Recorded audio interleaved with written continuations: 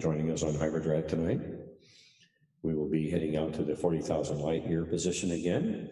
So if you would please board the craft, please find your seats, get comfortable. Please stow your gear either in the overhead bins or securely underneath your seats. If you have any questions, there will be a very friendly cat roaming around in the cabin tonight. So just give him a scratch on the back right ahead of the tail. He really likes that, and you'll become friends forever. So, are y'all ready? Please take your seats. Make sure your seat backs and tables are in the upright position.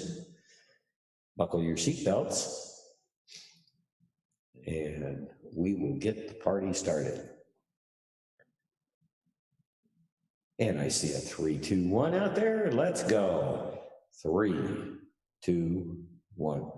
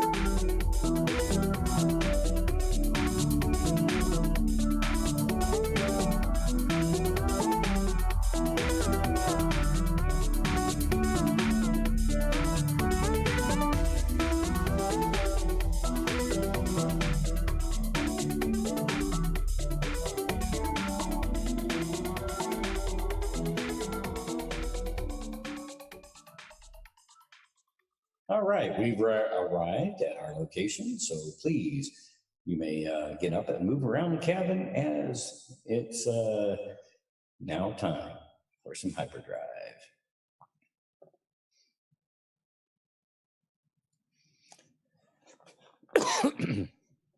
Good evening, everybody. I hope y'all having a great evening so far.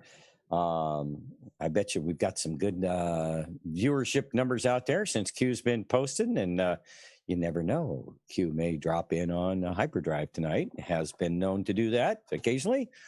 So we'll be standing by for any new Q drops, and we'll be able to swing over there and take a look at them as they come in. So hope everybody is all comfortable and ready to go. Right at the moment, you got me, and Paul hasn't checked in yet. So a lot of times he has to take care of a couple of things, get something to eat, whatever. And so hopefully he'll be checking in with us in a bit here tonight. So anyway, thought I'd let's just take a quick review of the Q posts here, and that way I'm kind of up to speed on them myself, because I think I missed quite a few of them today. Yeah, it looks like we've got, oh my gosh, look at all those. We're going to go through them very quickly. Oh my gosh. Oh my gosh. Look at this. Good heavens. Wow. Q has been busy today. Woo. You guys been following this all day long? My gosh. Started at 11:24 this morning. Wow. Well, let's dive in and take a look here real quick. And we'll just kind of go through them, kind of read them. I'm going to try not to analyze too much here. Okay. Started out at 49:04. That came in 11:24 my time this morning. And we have the show billboard there with the 3 posters on it. And Guardians of the Pedophiles, Panic in DC, and Feisagate are the 3 movies showing at the current time. All 3 movies playing simultaneously. Do you find it interesting that everything discussed in the past is somehow making news as of late? Signed Q. Yeah, well, it's all starting to line up, huh? And we have 4901 came in at 1 second after 1 p.m. this afternoon, and that would be has this Twitter post attached to it. And Ron Johnson is on Fox News suggesting there's child pornography on the computer that purportedly belongs to Hunter Biden. Gosh, we didn't know that, didn't we? We didn't have that out there, 2 weeks ago? Way to go, Fox News, for catching up to the rest of the world. Yeah, okay. And then there's also this post here from Fox News. GOP report claims Hunter Biden paid women linked to prostitution or human trafficking ring. But report also said it could not confirm the allegations. And this came out.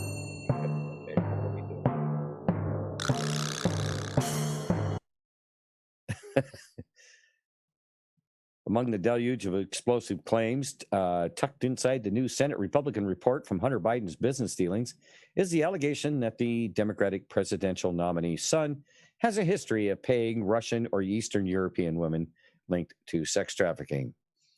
Hunter Biden paid non-resident women who were nationals of Russia or other Eastern European countries who appear to be linked to an Eastern European prostitution or human trafficking ring. Read the report from the Homeland Security, Governmental Affairs, and Finance Committees.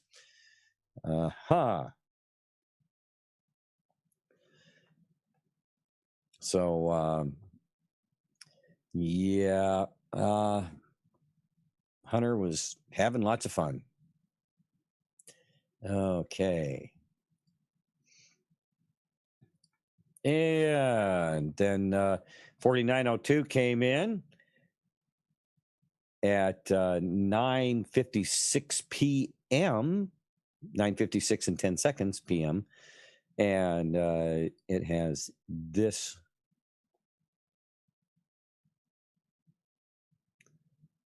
Oh, okay, we're going to go with the gunship video again, so we've all seen that. Back to the Q post here.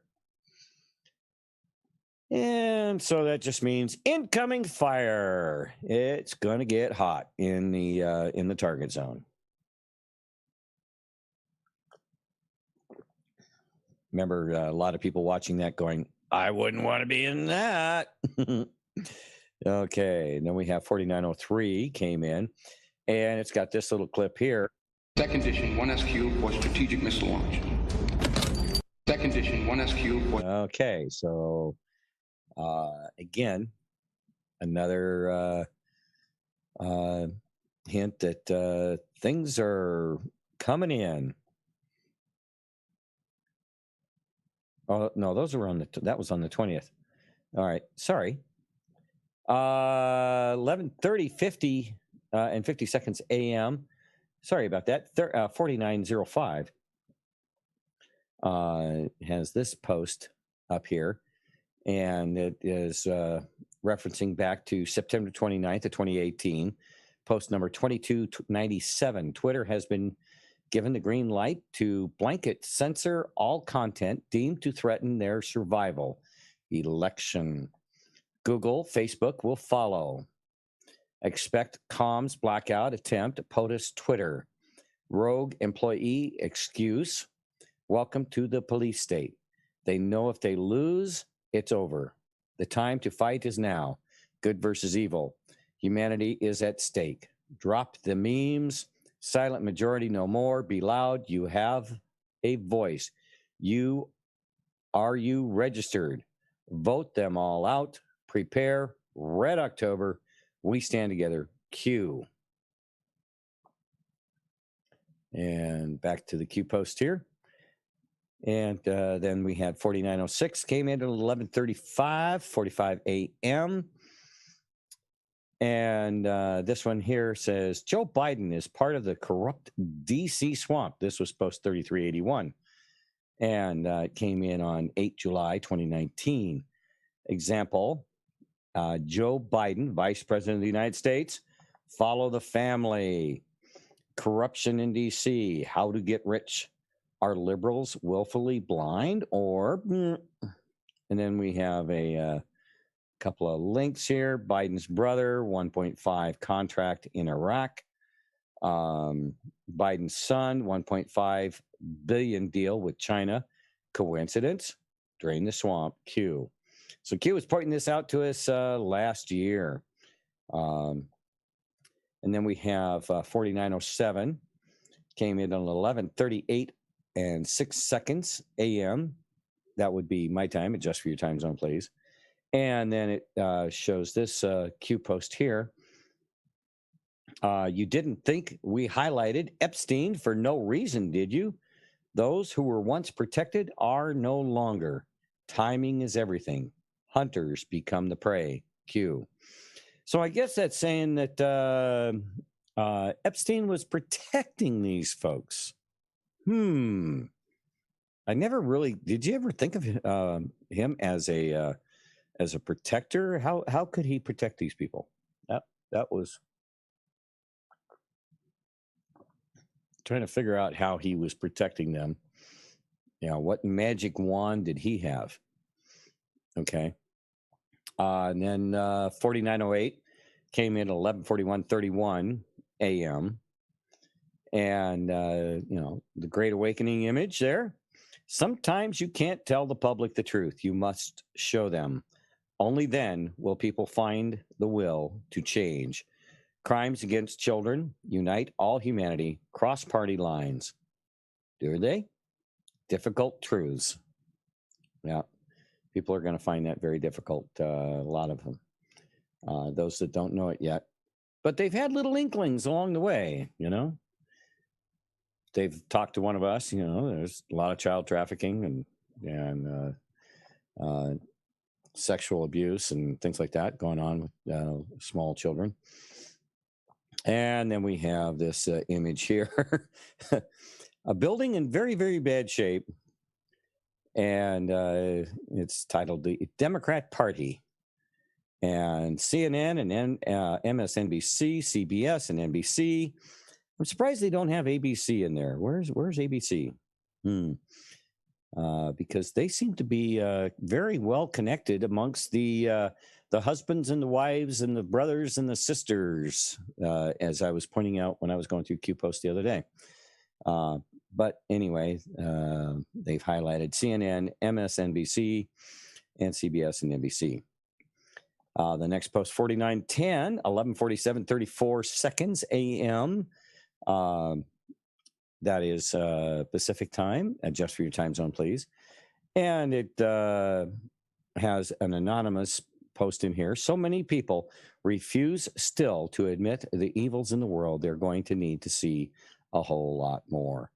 Freedom of information, truth equals end. Sign Q. Then we have Q post 4911 again, 11:48:03 after midnight Pacific time. Adjust for your time zone, please. And then we have the bed that is supposedly in the that mausoleum-looking thing at on Epstein Island.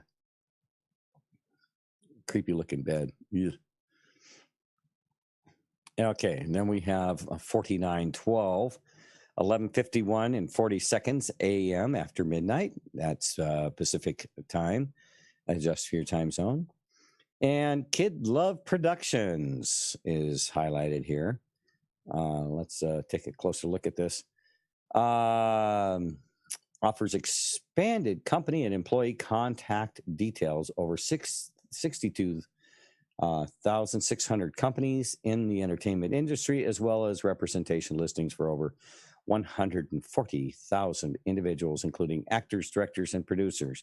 Click here for a free trial. And Bill Maher, I'm Swiss. Real time with Bill Maher. Bill Maher, be more cynical. And a few memes here. She is in jail because she is in love. That's how I view it. Maher said this about a Seattle school teacher convicted of having sex with a 12-year-old student and getting pregnant by him. And yeah, this was his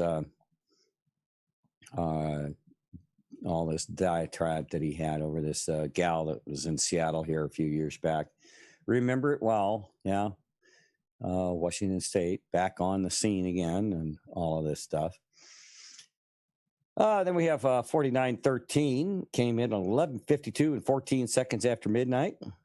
And we have this picture here. Went on a hunt and caught this nasty morsel. Booyah! At Comet Ping Pong. And I'm trying to remember who this fella is. I remember the picture. And, then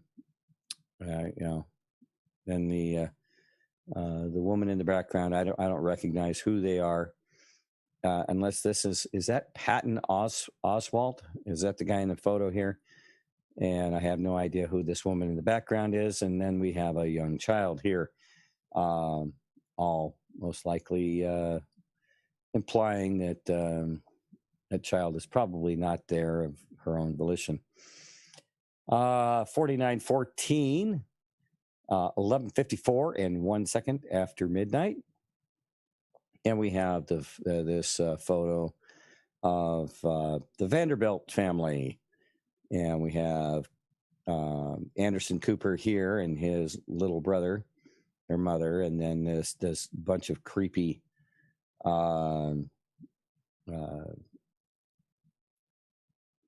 what do you call it? Cultish symbolism over the bed here. Weird stuff. Okay, then we get to 4915. It came in at 11:56:57 a.m. after midnight. And that would be Pacific time, so adjust for your time zone, please. A deep, dark world is being exposed. The truth won't be for everyone. Have faith in humanity. Sign Q. 4916 came in just shortly after that at 12:01 and 21 seconds after midnight. Pacific time, adjust for your time zone. And we have a link to a New York Post And this is Joe Biden kisses granddaughter on lips during Iowa rally. Democratic presidential candidate Joe Biden gave his 19-year-old granddaughter a kiss on the lips during a campaign rally in Iowa on Sunday, prompting some grossed out responses on social media. Some, oh my gosh. I mean, 20 years ago, they had cooked his goose.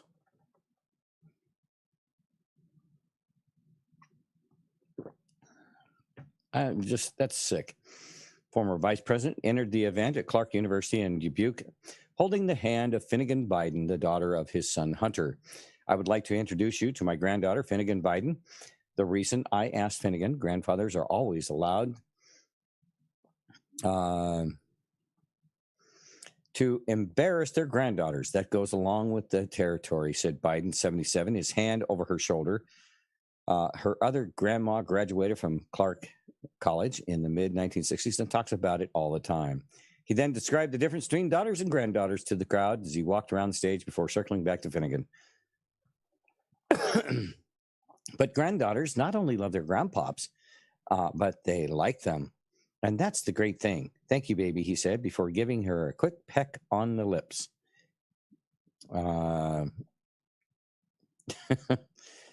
He's a sick puppy, that one. Okay. Inappropriate? Sick to you? Yeah, obviously. Normal to them? Dark secrets. Q. And we go up here to 4917, 12:06:39 p.m. And we have a Twitter post here. We'll check it out real quick here. Channel Rion from OAN, or Chanel Rion. Update: multiple at OANN reporters have now viewed the emails, photos, and videos on the Hunter Biden hard drive. We can confirm there appear to be not one, but several images of a minor that justify immediate attention. We have reason to believe the minor is a U.S. citizen. Okay. Not a good situation for sure for those involved. Underage family member, FBI can no longer attempt to shelter, in brackets, protect the Bidens. Public awareness kills all protections. Then post 4918 came in at 3:43 and 55 seconds after midnight. And has this Q post here: the swamp runs deep, sleepers everywhere. Think coats, wheels in motion, Q. And then we have post 3537. Anonymous post in here: Ray is a sleeper. I think that's meant to be a question. Future marker, Q is the answer to that. Okay. When we go to 4919, that came in at 5:31:51 seconds after midnight Pacific time. Please adjust for your time zone. And we have this Twitter post here. Hey, at Franklin Lutz, can you confirm this email asking for at Speaker Ryan? We may have a few more that you could confirm as well. Because your dad hasn't said word one to me since the moment he was nominated for VP. Zero, zip, nothing. That's why fair weather friends get fair weather treatment. And Bo knows I feel this way. That's not how I treat anyone in politics or in life. And by the way, I declared your dad the winner of his debate against Paul Ryan, even though Ryan is an actual current client. Frank Lutz. Frank Lutz. Wow. Interesting. And from Hunter Biden, I love you, Bo loves you, but how can you go on TV and not mention the Jeep ad? Just in fairness, moving Jeep to China, that's not worth talking about as one of the most outright fabrications ever paid for on television. Again, think you are smarter than anyone in politics, but if you are doing a piece on ads in the last days, leaving that one out is just, okay, interesting. So Frank Lutz, you remember Frank Lutz? He did all the political. He'd get a bunch of people in the room and talk to them about the politics and everything, and kind of do polls and discussion groups on different stuff. Frank Lutz, always kind of I kind of trusted that guy, but maybe that was the wrong thing to do. Then it says client, political pundit, pollster for sale. Yeah. Do you see how it works? Enemy of the people, Q. So Frank Lutz was in it for the money. Hey, what do you know? It's all. Well, I'll tell you what, money can be such a pain in the ass, huh? Especially when you'll do anything for it. 5:58, 24 p.m. was the arrival time of post 4920. Do you remember when hashtag #MeToo lost all credibility when they refused to support Tara Reade coming forward? RE claims of sexual assault by Joe Biden? Question mark? Political movement? Question mark, sign Q. Then we have post 4921 came in at 5:58 and 40 seconds after midnight, Pacific Coast time, just for your time zone. And we have this photo here, freaky one. He's all dressed out like some kind of military hero or something. And I think is that Ghislaine? I think that's Ghislaine with him there. Okay. And just a freaky image there. A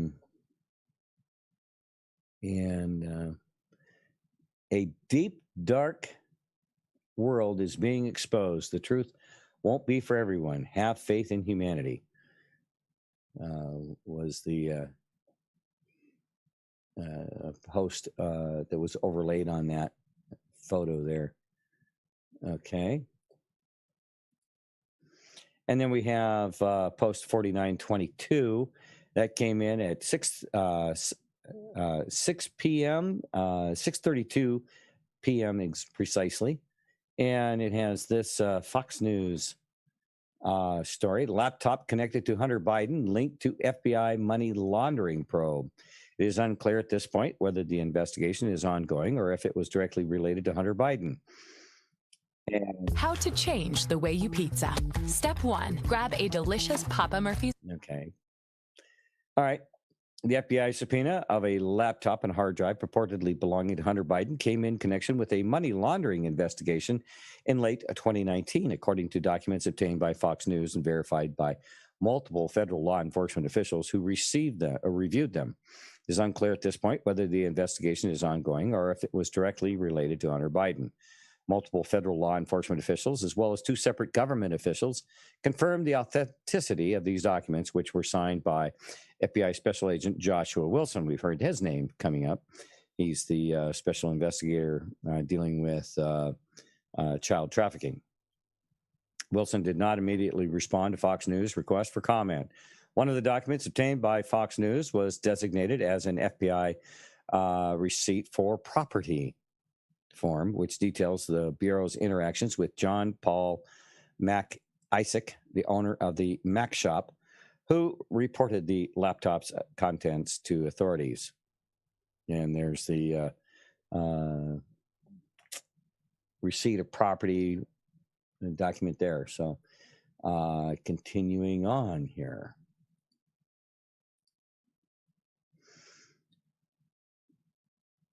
And let's see, it says, "Dearest Virginia, we stand with you now and always. Find peace through prayer.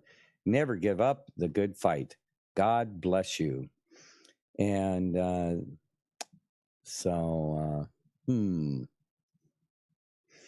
we have this post came in, 4924. This was the one that came in just before I laid down to take my nap for the show tonight. And it says, booms en route tomorrow. This is not a drill. Signed Q. That's pretty explanatory. And then the first thing that pops in after that is this post here, 4925, at 7:32 and 59 seconds after midnight Pacific time, just for your time zones.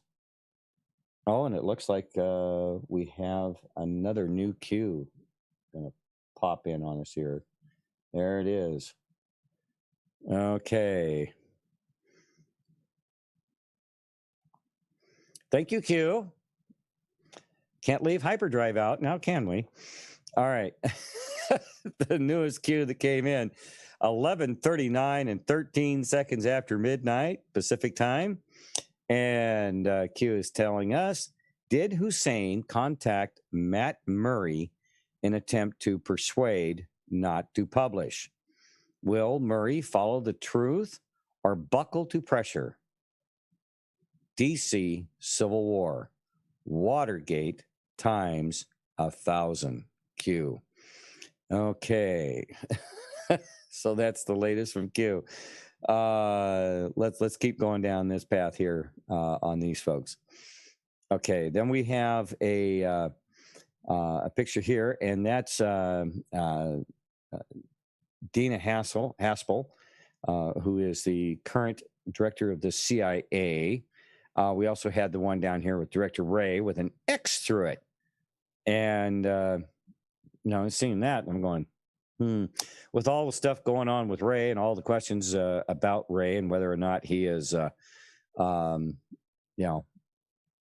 a part or whether he is part of, the problem.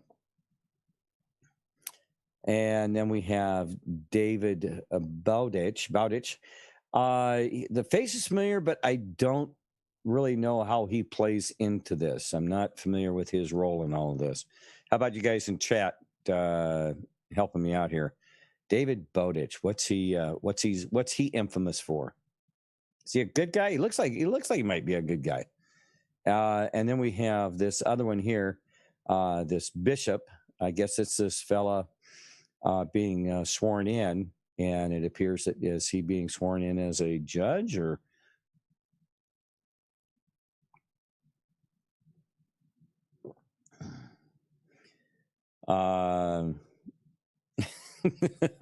Good evening, Lori. See you over there in the live chat on the YouTube stream.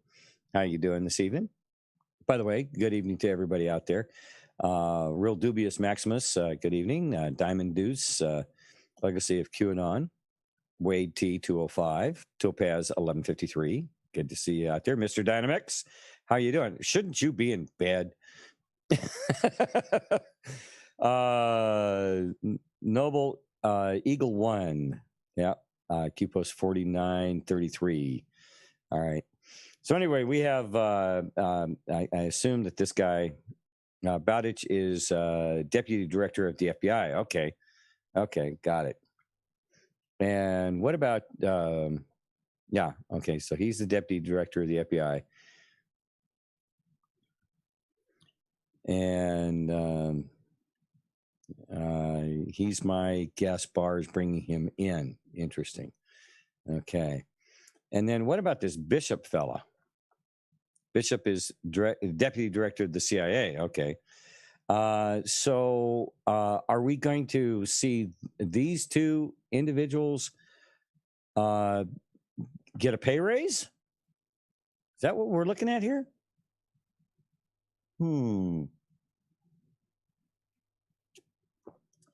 Seems to me, because it seems that both Haspel and Ray might have been, the swamp rats that we kind of thought they might turn out to be.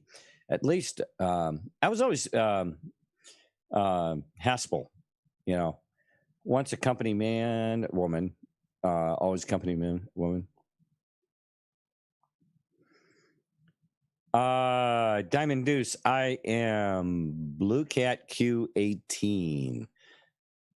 Let's see, we'll go Diamond Deuce. And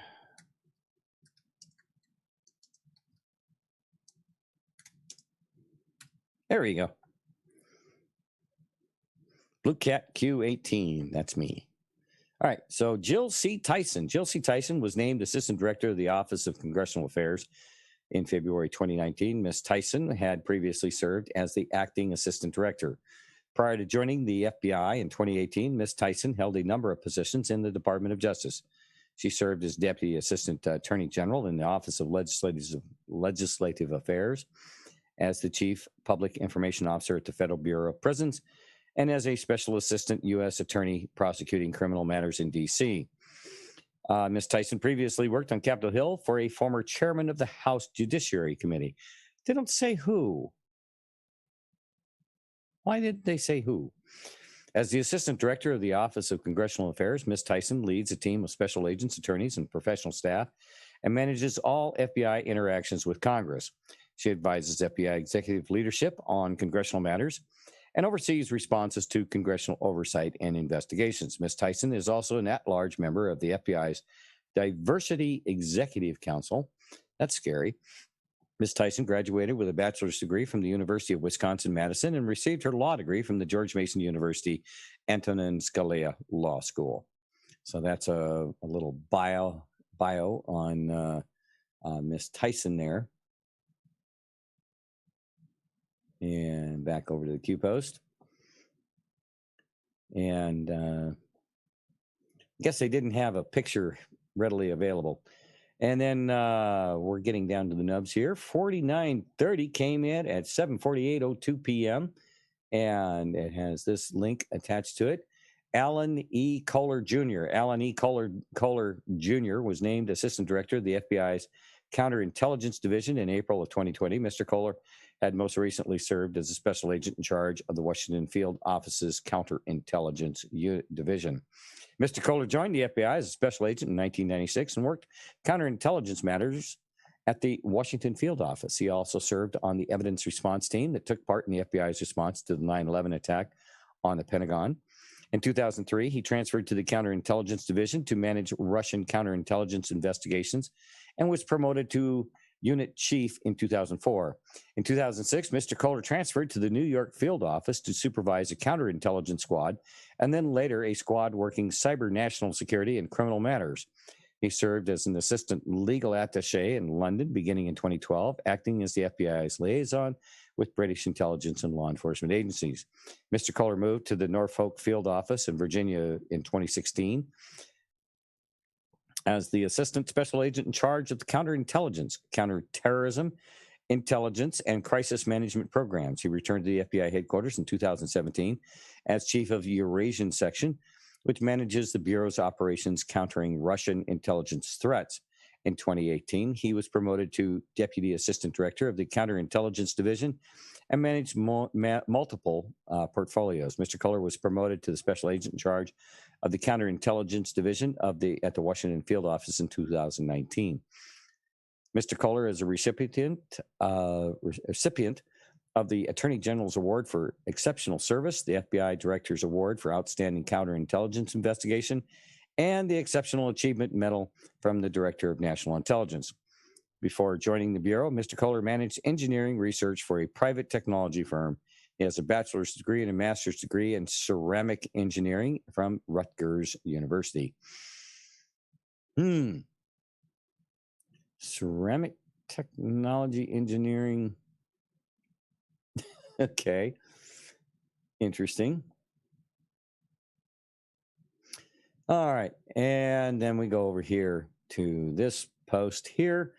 It came in at 10:41:15 p.m. That's Pacific Coast time. Adjust for your time zone, please. And I know Chris just went over these here just briefly a little bit ago, so we're going to just brush over them real quickly.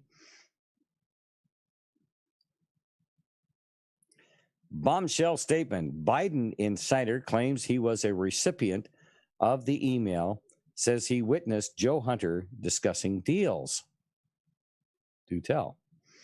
A whistleblower CEO and Biden insider, Tony Bobulinski, released a public statement on Wednesday evening backing up the reporting of the New York Post from last week, claiming that he personally witnessed a Democrat presidential nominee, former Vice President Joe Biden, discussing business deals with his son, Hunter Biden. They never talked. Come on. Hey, Mr. Demo, aka Austin, are you handing out wrenches tonight? Over there in the chat. I'm going to put him on the spot.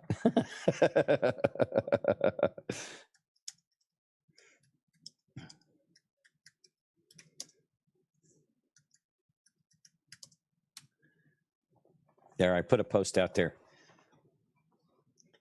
Do I get to have a wrench?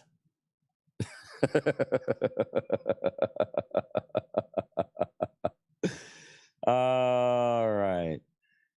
We'll see if, let's see, running a video test, the text keeps glitching out and getting fuzzy and full screen after a couple of hours. Going to leave the screen pulled back to include my D-Live chat and see what happens. Let's see. And then he says, look him up. Okay. All right. Let's see. We're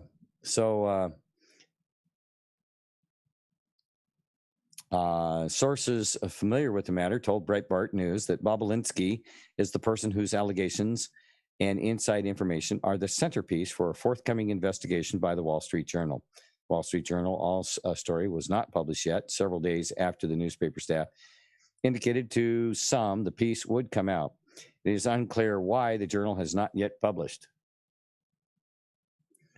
But President Donald Trump hinted on a conference call earlier this week that such a story was coming from the newspaper. Bobulinski's statement also seemingly authenticates at least one of the bombshell emails obtained by the New York Post, purportedly from Hunter Biden's laptop retrieved from a computer repair store in Delaware. The statement also contradicts claims from some Democrats that a Russian disinformation campaign is at the center of the burgeoning scandal currently engulfing the Biden campaign in the final days of the election. October surprise? Bobulinski said in a press statement he released Wednesday night, "My name is Tony Bobulinski. The facts are set forth below are true and accurate. They are not any form of domestic or foreign disinformation. Any suggestion to the contrary is false and offensive.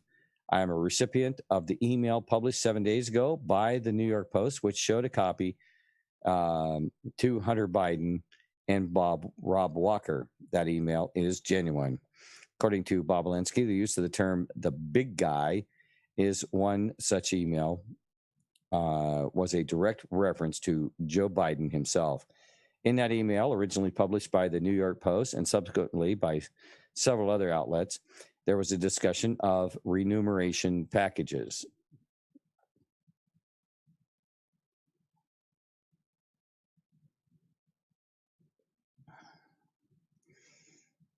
And so remuneration, that's kickback money for 6 people involved in a business deal with the now bankrupt CEFC, China Energy Company. Fox News described the email in a report citing an anonymous source confirming that the big guy was Joe Biden. The email includes a note that Hunter has some office expectations. He will elaborate. The proposed equity split references 20, in quotes, for H, close quote, and 10 held by H for the big guy. No further details. Bobulinski's statement would be the first on-record confirmation of this from a source in the Biden universe, Bobulinski said. What I'm outlining is fact. I know it is fact because I lived it. I'm the CEO of Cinehawk Holdings, which has a partnership between Chinese operating through CEFC Chairman Yi and the Biden family. I was brought into the company to be the CEO by James Giller and Hunter Biden. The reference to the big guy in the much publicized May 13, 2017 email is, in fact, a reference to Joe Biden. The other JB reference in that email is Jim Biden, Joe's brother. Screenshots published by the New York Post indicate that Bobulinski was one of the recipients of the email in question. The email was authored by James Gillier of the consulting firm J2CR. Now that Bobulinski is publicly confirming the authenticity of this email, which again, he was the recipient of, that furthers the story significantly, and Joe Biden's presidential campaign does not deny their authenticity. That email was one of many that the New York Post published from Hunter Biden's laptop. Others include emails where Hunter Biden described getting a meeting for Ukrainian natural gas company Burisma executives with his father during this time as vice president.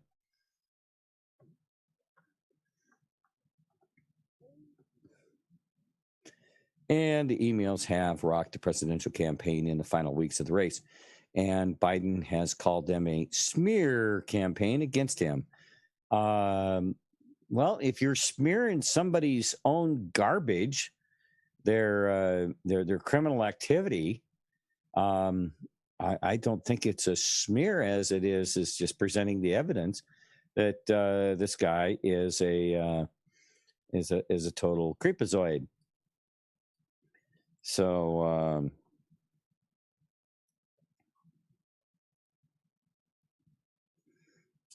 you know,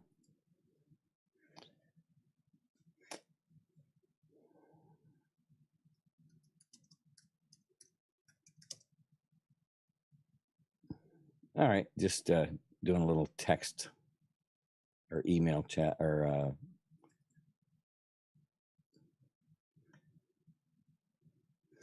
all right.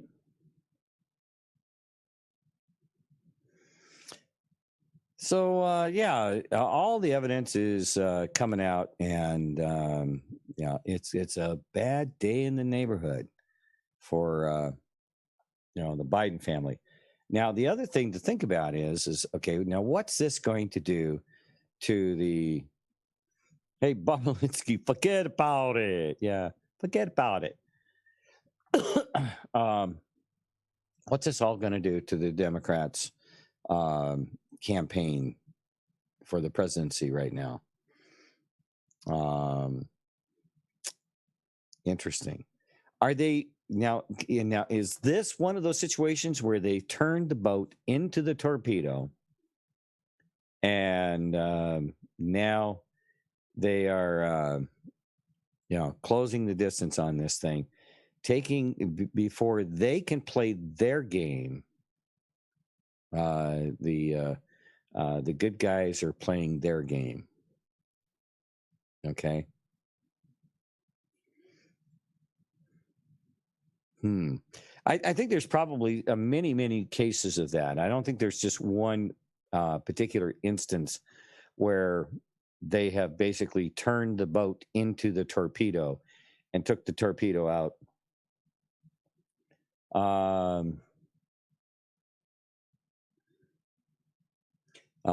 Before it had a chance to arm itself against President Trump and white hats, good guys. D3MO, aka Austin, smoke clear. That's me.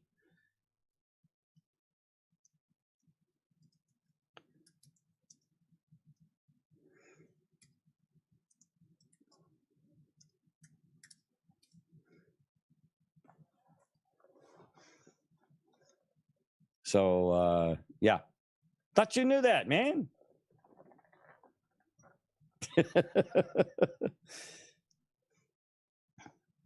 Thumper was taken when I signed up in chat on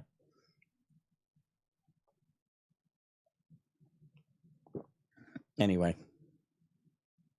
trying to get a wrench over there in YouTube on Austin's restream there. By the way, AKA Austin, I went back and I tried to find my shows on the stream, and for some reason, the Hyperdrive show is not. It's not in any of the. Angela Krause, good to see you. How you doing? But the Hyperdrive show is not being recorded. I don't know. Is it because it's late at night? Smuggler just used my name, Shelly Gaville. There you go.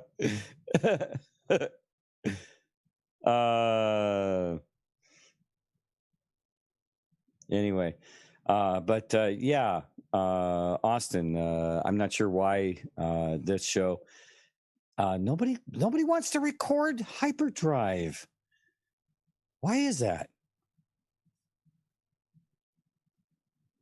Can't seem to get a good place to record the shows anymore.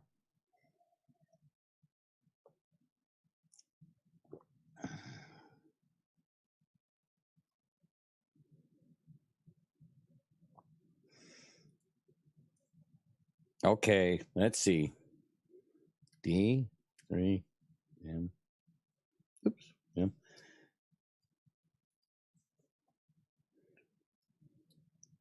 I'm posting in the chat.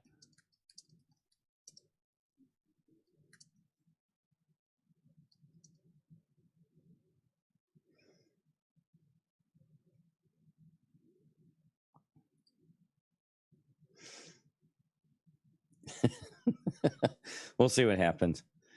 He might be doing something else, trying to figure something out. Looks like he had some issues going with the screen there.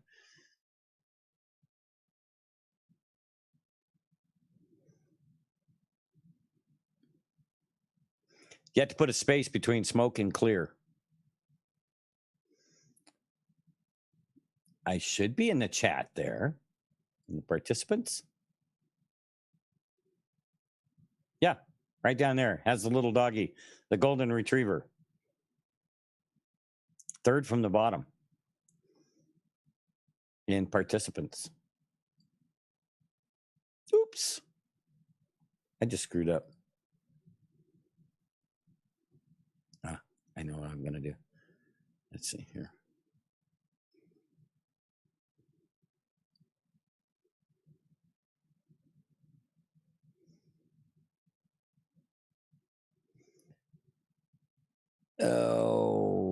Okay.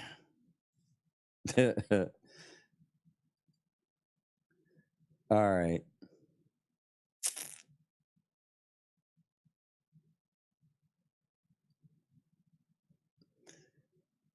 Okay, what am I going to do with this?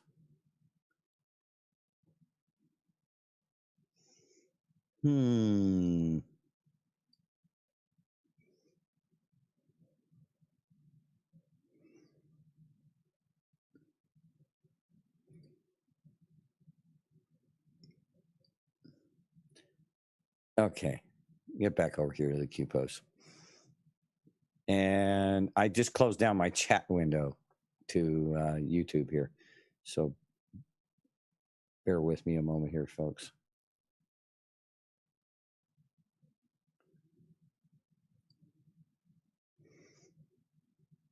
Okay. I got to pop out a new chat window here.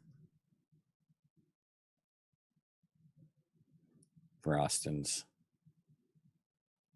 thing there. Okay.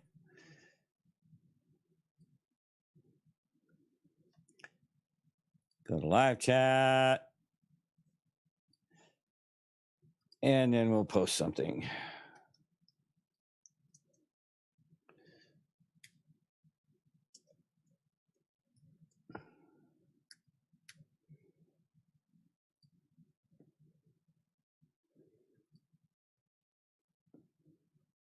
Okay.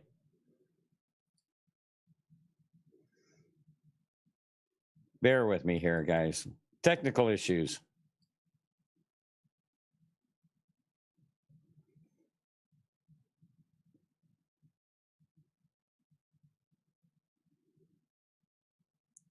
Okay. Oh, isn't it fun? Isn't it fun? Isn't it fun? All right. Okay. Back to the Q post. All right. So we have this fellow that claimed himself to have been a recipient of the email, and in the email it basically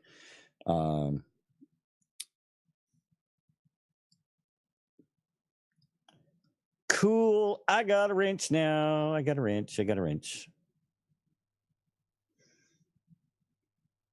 All right. Thank you, Austin. Demo, AKS. I think, when I always want to go, if I see a 3, I say 3. So I say D3MO. That's what I've been calling him all along, AKA Austin. But I guess Demo, AKA Austin. Backwards 3s or backwards E's. Yeah. I'm just silly that way. Anyway, okay. Now this post here came in, and Franklin Templeton Mutual Shares Fund Class C. That appears to be of some interest in this. Owner of value asset, capital gains, dividends, income, $2,501 to $5,000. Blah blah blah blah. Okay.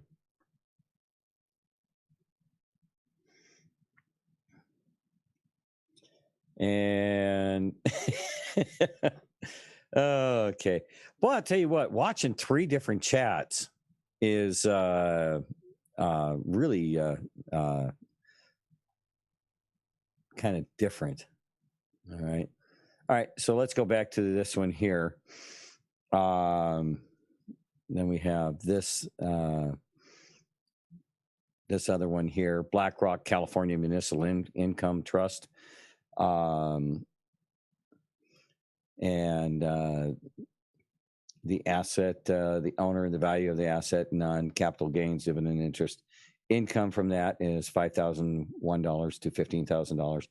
And BlackRock Muni Holdings, California Quality Fund Incorporated. Again, just more evidence of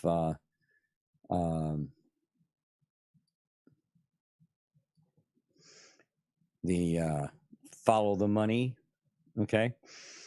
And then it says this: last week, November 14th, Prosecutor General's Office, PGO, on notice by the media, announced a new suspicion to the notorious owner of Burisma, ex-ecology minister Zolochevsky.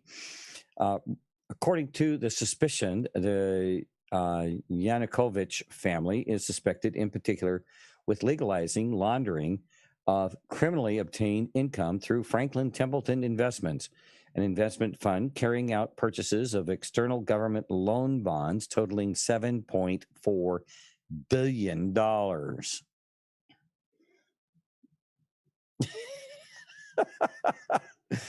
I can appreciate what you're going through there, Demo. Absolutely. And then it says down here at the bottom, it says, for his part, MP Olasandar Durbinski from the Servant of the People faction said that, according to investigators, the Yanukovych family illegally obtained $7.4 billion and laundered the funds to an investment fund close to some representatives of the U.S. Democratic Party in the form of external government loan bonds. Meanwhile, Durkock said that several facts indicate Franklin Templeton Investments' relationship with the U.S. Democratic Party. The son of Templeton's founder, John C. Templeton Jr., was one of President Obama's major campaign donors.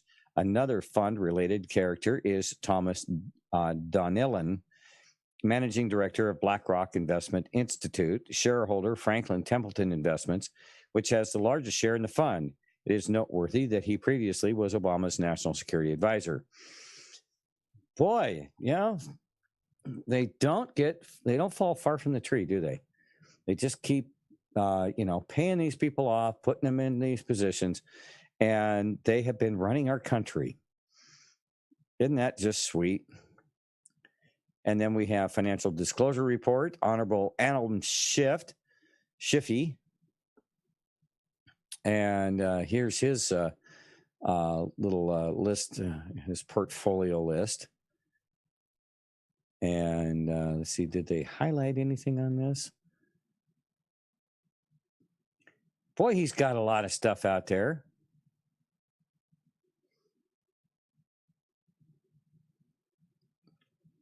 Dropping a lot of money in there.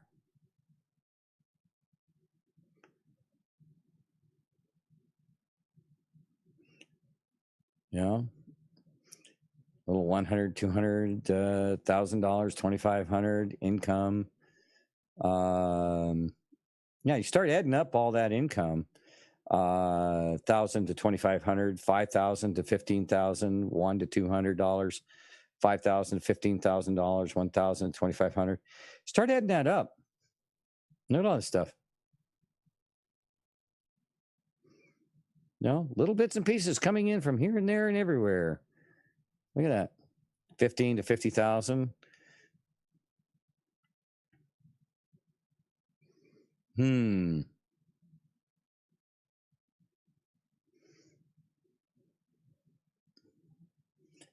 Yeah, where does all that money come from? And then another link here. MPs demand Zelensky, Trump investigate suspicion of U.S.-Ukraine corruption involving $7.4 billion. Oh, how interesting. Follow the money. Yep. Ukrainian members of parliament had demanded that presidents of Ukraine and the United States, Volodymyr Zelensky and Donald Trump, investigate suspicions of the legalization of $7.4 billion by the family of ex-president Viktor Yanukovych through the American investment fund Franklin Templeton Investments, which they said has ties to the U.S. Democratic Party. At a press conference at the Interfax Ukraine agency on Wednesday, MP Andriy Derkach announced that deputies have received new materials from investigative journalists about international corruption and the participation of Ukrainian officials in it. Last week, November 14th, Prosecutor General's office, unnoticed by the media, announced a new suspicion to the notorious owner of Burisma. Okay, we saw that in an earlier post there, and we went through that. So here's the entire article here. There you go, tying it all together. Okay. And then the last Q post that came in, did Hussein contact Matt Murray in attempt to persuade not to publish? Let's go back over here real quick here. Where did this come from?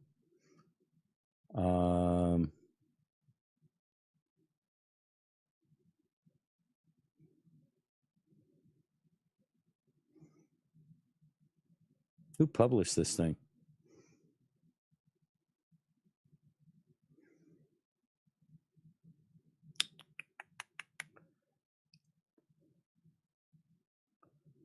Doesn't actually say here.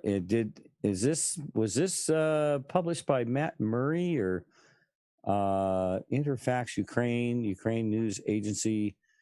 Let's see. Let's just click about agency here.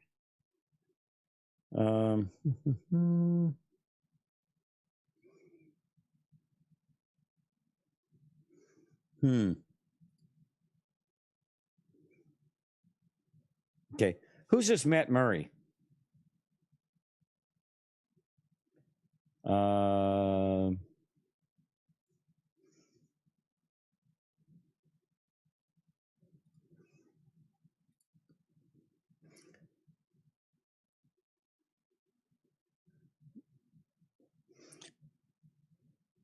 So did Hussein contact Matt Murray in an attempt to persuade not to publish? Anybody You missed Templeton money to shift. Well, like I said, I didn't want to spend the whole evening doing Q here, so this is just a really quick brush through all of them. So we've managed to get through all the new Q until something else comes in. That is it for the Matt Murray taking over at Wall Street Journal as editor-in-chief at the Wall Street Journal, posted in Gab. Okay, cool. Okay, so that's Matt Murray. So we've got a Wall Street Journal article, which we all know is fun to read, but you have to get through the paywall. They have a paywall over there. And so when I see Wall Street Journal, I don't even really pay much attention to it, because I know I'm going to get over there. They're going to tell me I can only read maybe a paragraph and a half, and then it's going to fade out. And then if I want to get the rest of it, I'm going to have to pay them, and I'm not going to pay them. All right. So that's the bottom line there. All right. Well, kids, that's it for the Q posts for the time being right now. Boy, a lot of Q posts though. Gosh almighty, ton of Q posts tonight or today. But tomorrow, or later today, depending on your time zone. Well, it's actually 16 minutes into my tomorrow. Things are going to get very interesting. I have a feeling that the 4 a.m. talking points are being prepared as we speak. Do you think? Yeah, I think they're being prepared as we speak. Okay. So it looks like I'm going solo tonight. I guess Paul isn't going to be showing up here tonight, which means I'm going to need to take a break or two here and there. And I'm at one of those points right now where I'm going to take a little bit of a break. So let's see here. We'll either do that one, or let's see here.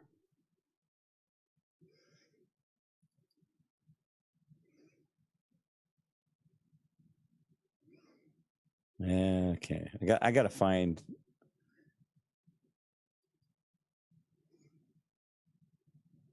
Oh, I know what I was going to do. I was going to show a video so we can kind of transition into our other topics for tonight. That's what I was going to do. Don't forget your plan, Thumper. Just get her done. All right. So hang on a second here. And let me...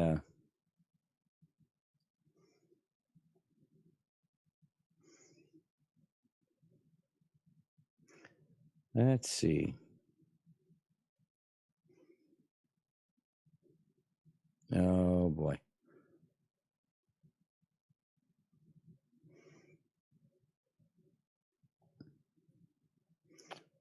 That was...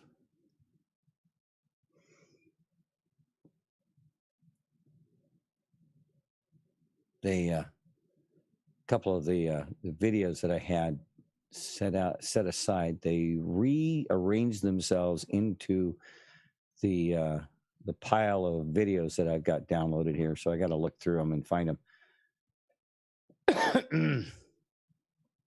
So my apologies to everyone.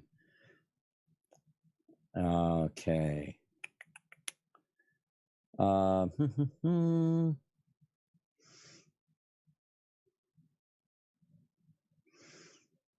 Let's see here.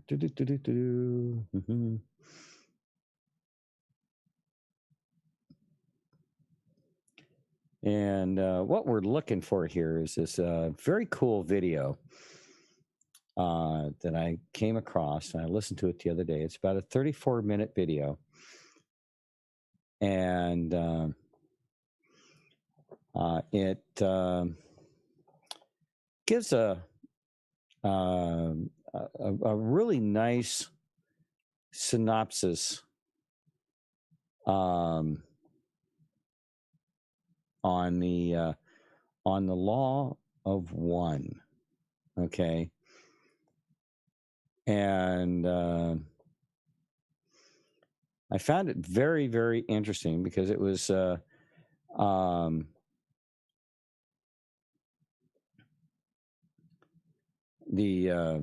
way the guy kind of describes it out for you is pretty easy to understand. It kind of gives the history of it.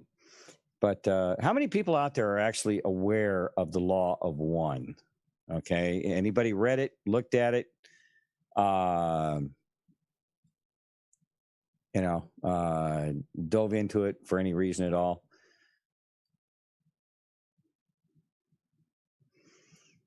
Because it's very interesting. Now, David Wilcock has talked fairly extensively about the law of one.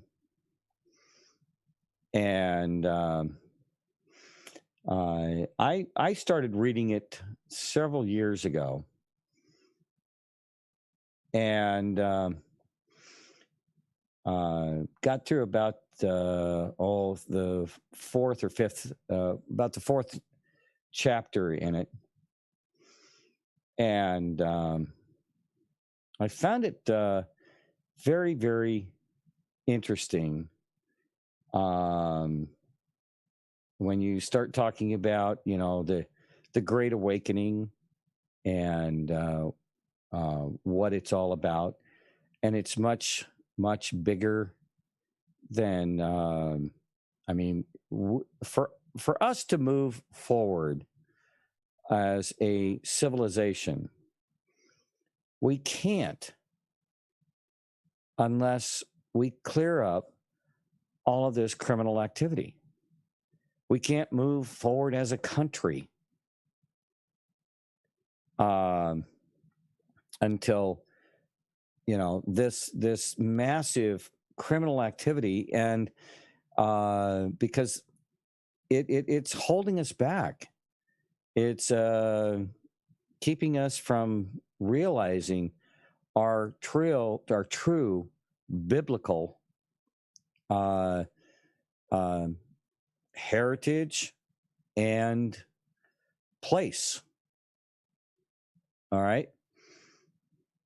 And there is only one creator, Real Dubious Maximus, right? There is only one real creator. And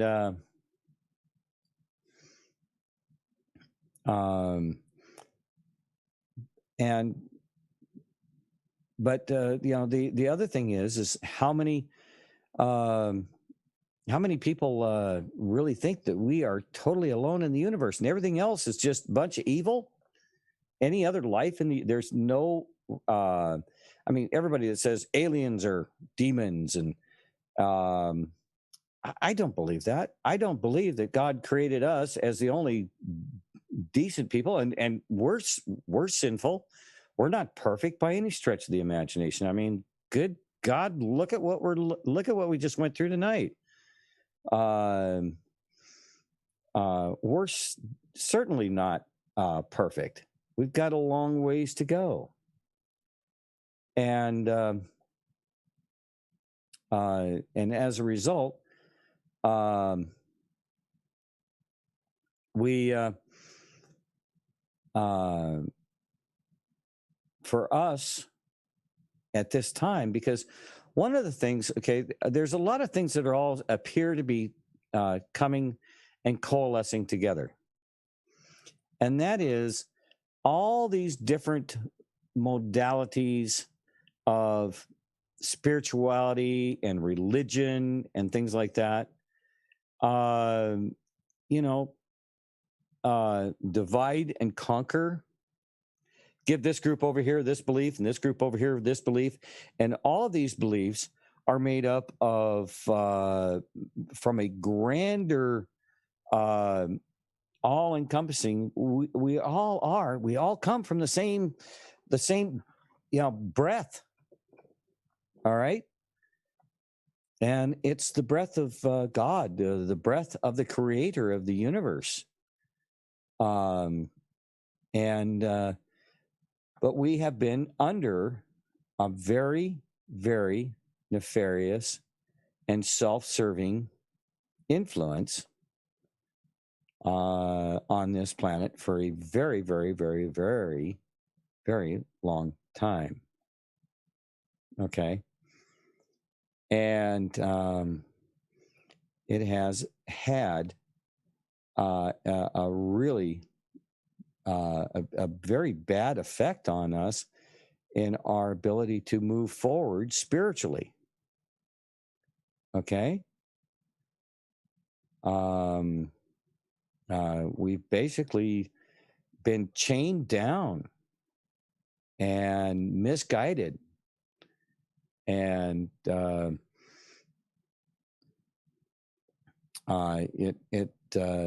in order for us to move forward, we need to break free of that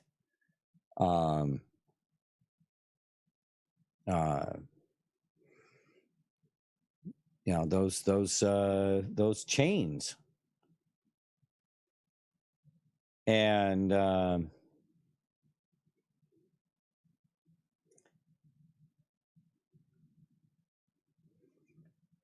so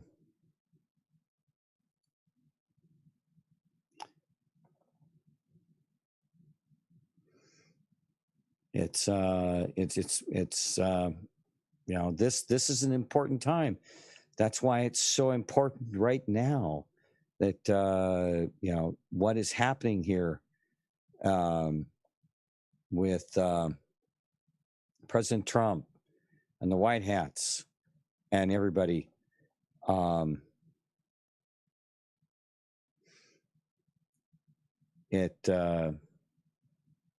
We just cannot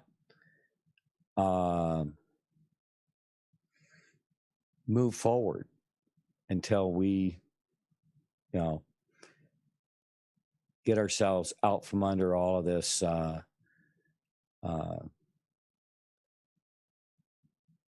misguided and very corrupt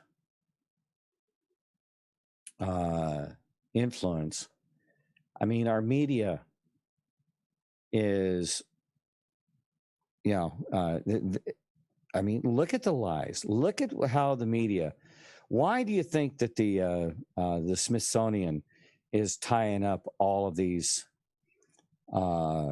ancient findings? Why can you not get us? You can't tell me with the technology that we have, we can't. We're not able to know more about some of the ancient structures that are built across the world. We don't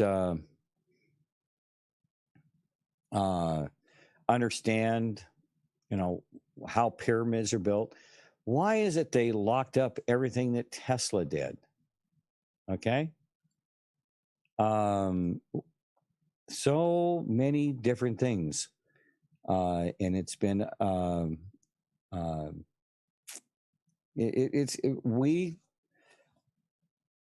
we're going to be capable of so much more when we finally break free, because we're living in a negative vibration right now. It's a very, when you're being lied to and you're being victimized, and they're keeping you sick. They won't allow technologies that can heal us. I mean, it just so many different things that are holding us back from achieving that oneness with God, that relationship with God, that we so I mean, how many of us wouldn't want to have that relationship with the Lord and to know more intimately about the Lord? All right. So why is it such, has been just this of all of this information down throughout history, why are we not more knowledgeable? Why do some people tell, oh, don't look in those books, don't look in that book, that will misguide you, it will, it's not part of the canonized text of the Bible, so don't read that book. We haven't burnt it yet, but you shouldn't read it. It will misguide you. It will send you in the wrong direction. That's like saying, don't look over that next hill. Don't cross that ocean. There's nothing but, bad stuff. You'll fall off the edge. Okay? Don't go there. It's scary. Really.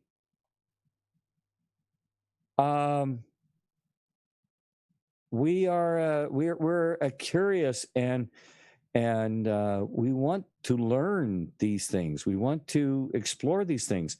We were given free will by our Creator, right? Our Creator created us with a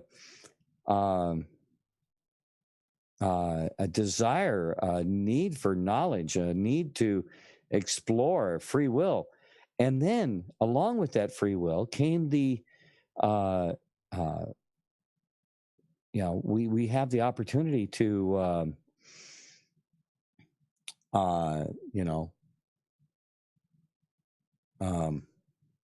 discern. Okay. And if our tuning fork, if our little transmitter called, and I believe that's the pineal gland along with the other things, that allows us to tap into our spirituality. All right. And that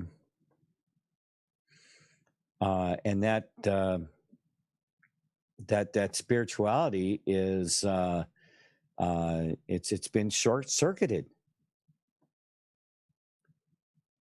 And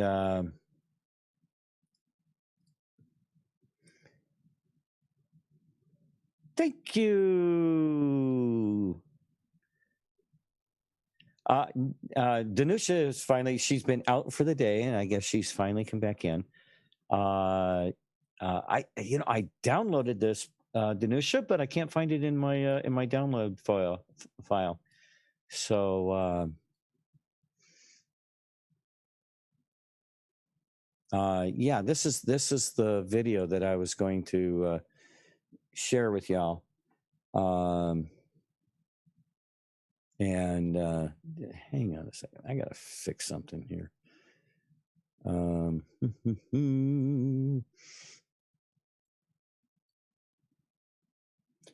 Let's see here.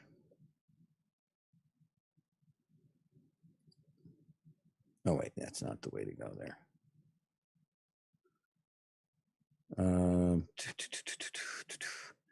Go back.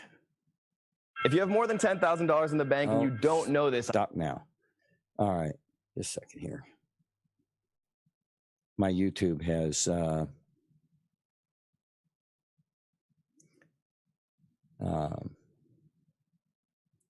appearance. It went to dark mode, and I like the light theme. There we go. Yes, that's much better. Okay. Anyway, I'll have that video for you here in just 2 shakes here, guys. Stand by. Danusha to the rescue. We decided, though, that Danusha is she's the program navigator. All right. And the mission cannot be completed without the navigator plotting the course and making sure you hit your waypoints. And so Danusha's our navigator, So hope she doesn't mind me saying that. I'll see her little thing in chat there going tick tick tick tick. Message coming in. All right. Um,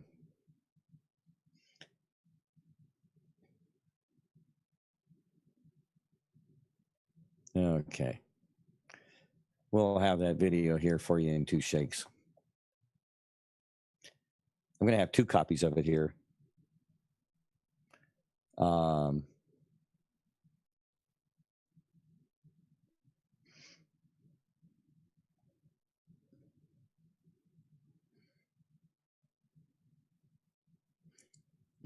She's laughing. Okay. That's a good thing. By the way, good to see you this evening. I hope your day was good there, Danusha. And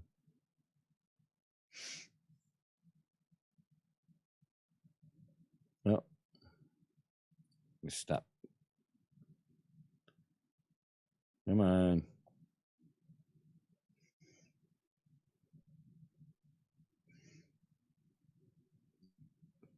Anyway, the law of one. Okay, let me give you, if you're not familiar with it. Okay, the law of one was a channeling, and it was a very, actually, quite a really good. Now, legacy of QAnon. That's not what's going on here. Anyway, it was a channeling, and the channeling was done through a woman, and there were 2 men. One was kind of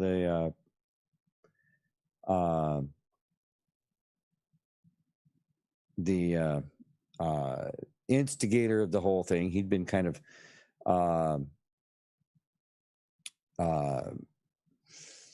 looking at channeling and doing stuff like that, and he was trying to use different mediums and trying to find a medium that because some people are just more connected to that than others. Okay. And then he came upon this woman, and then at the same time, then this other guy came in, and the 3 of them set up in this house, and it was kind of out and away from everything, where they could have a lot of peace and quiet. And they had a room set aside. And now the woman had quite a few physical problems and things like that, which in some cases, when you're talking about the law of one,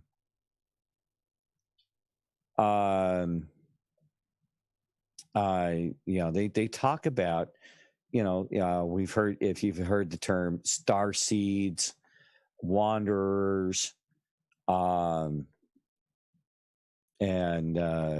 those particular phrases.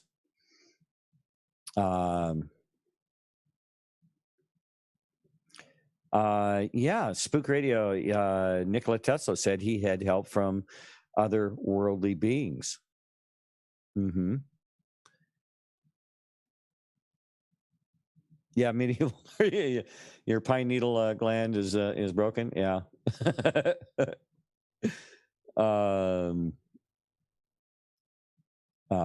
But it is supposed to be the that little thing in your brain that is an eye to God. All right. And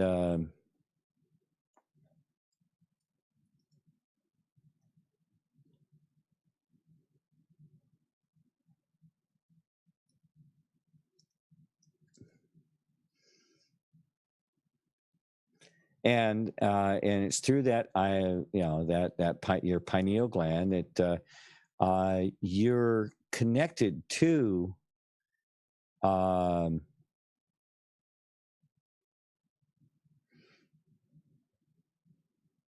the the vibrations and the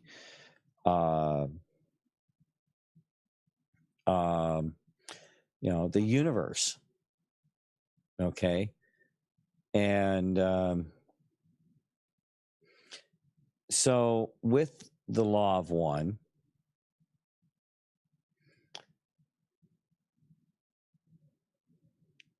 you know, what it's talking about in the law of one, when this woman, when she connects to this being, well, actually it's referred to as a collective consciousness, and supposedly this consciousness is a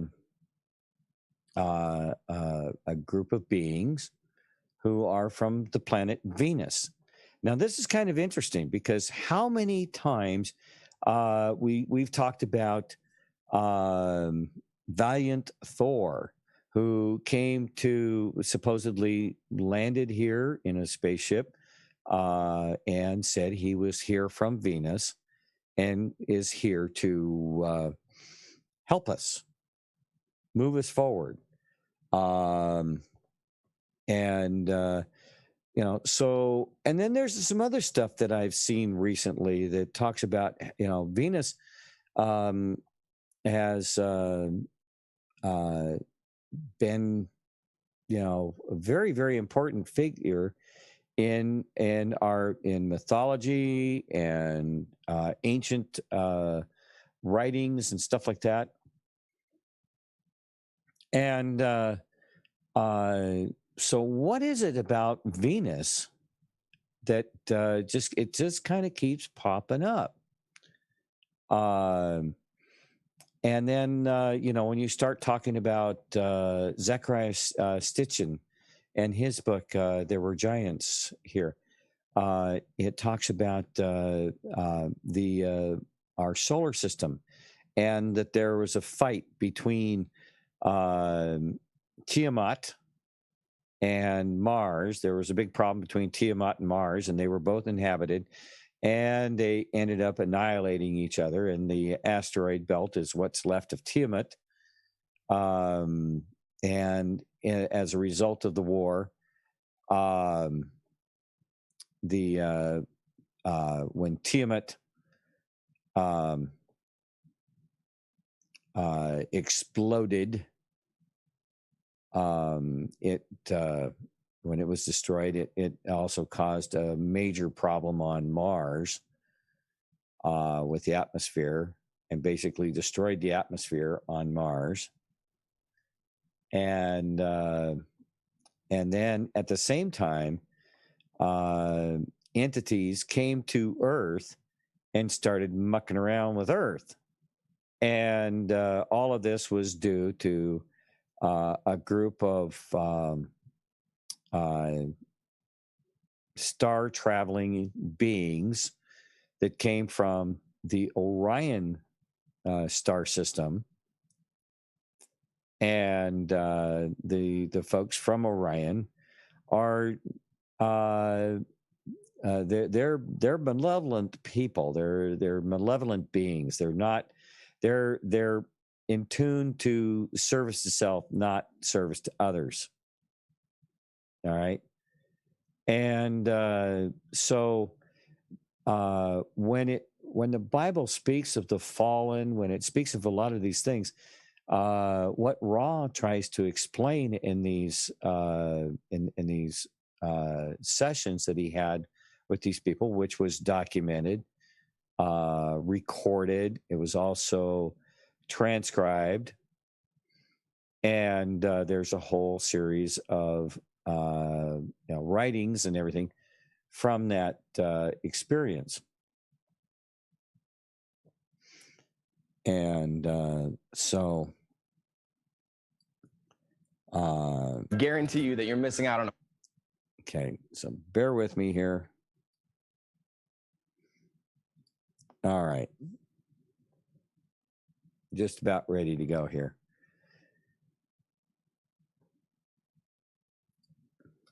All right, we're going to share the screen and get this started. And when we get done, y'all tell me what you think. or we'll discuss some more of it, whatever the case is.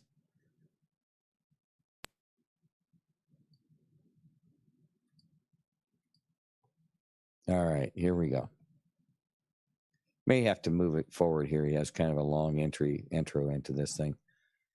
Premise in relation to many aspects of life, including philosophy, religion, spirituality, cosmology, anthropology, history, politics, physics, biology, geology, and the paranormal. The dialogues have been to be a convergence of ufology and trance channeling, where a human channeler is said to be aligned with or in harmony with Ra, thus being able to act as a receiver for the vibrations. In this case, knowledge emitted by the sixth density intelligence. The material describes that Ra is a highly advanced race of extraterrestrials who once visited ancient Egypt and assisted with construction of pyramids. In these books, Don Elkins, a PhD physicist, university professor, and airline pilot, found the apex of his lifetime of research into the UFO phenomenon through telepathic contact with extraterrestrial intelligence. So for 20 years, he had been working with various gifted individuals who would go into trance and speak on behalf of these higher intelligence. And time after time, Dr. Elkins would ask them the most difficult, challenging questions coming from the forefront of his research into advanced physics, and he would get the answers. These answers were repeatedly coming from those who had no knowledge of these things while awake. It was at the end of the 20-year period that Elkins worked with Carla Ruckert broke through to a much more substantial level. This breakthrough was directly precipitated by the arrival of Jim McClarty, who thought that he was coming to help Don and Carla catalog, categorize, and organize the volumes of material that they had already produced. Instead, something totally unexpected happened. They attracted a true heavy hitter of the higher realms, perhaps the main group responsible for our planet's care, a huge spiritual group of entities, much like Abraham, that called itself Ra and said that they were from the sixth density level of spiritual evolution, millions upon millions of years more advanced than modern humanity. As soon as Ra began speaking, they made it clear that this was the first time they had been able to get through an undistorted message or series of messages in thousands of years of human history. The words and concepts are highly sophisticated and precise, unlike any other type of channeled material I've ever seen, and were referred to by one professor as akin to PhD dissertation on epistemology. The book series articulates a non-dualistic philosophy, according to which all things both spring from and are one with the source of the universe, termed the one infinite creator. And within the law of one, the creator is not described as an external entity, as earthly religious texts present in order for men to understand. Instead, the creator is rather an all-pervasive, intelligent energy that is both within everything that exists and without, thus the indivisible oneness that the philosophy describes. Underlying the perception of separation utilized for learning is an indivisible oneness. The law of one states that this universe is one of many, was created by the one infinite creator out of itself, by distorting its energy into the parts of existence called distortions. The process occurred one distortion at a time in a specific order. The first distortion created by the creator is called free will, and the second is love, and the third is light. All other substance and form comes from an interaction of these three distortions, akin to a hologram or a fractal. Each part of the creation is also the whole. keep an eye out. I have an interview coming up with Jude Currivan, who writes a book about the cosmic hologram.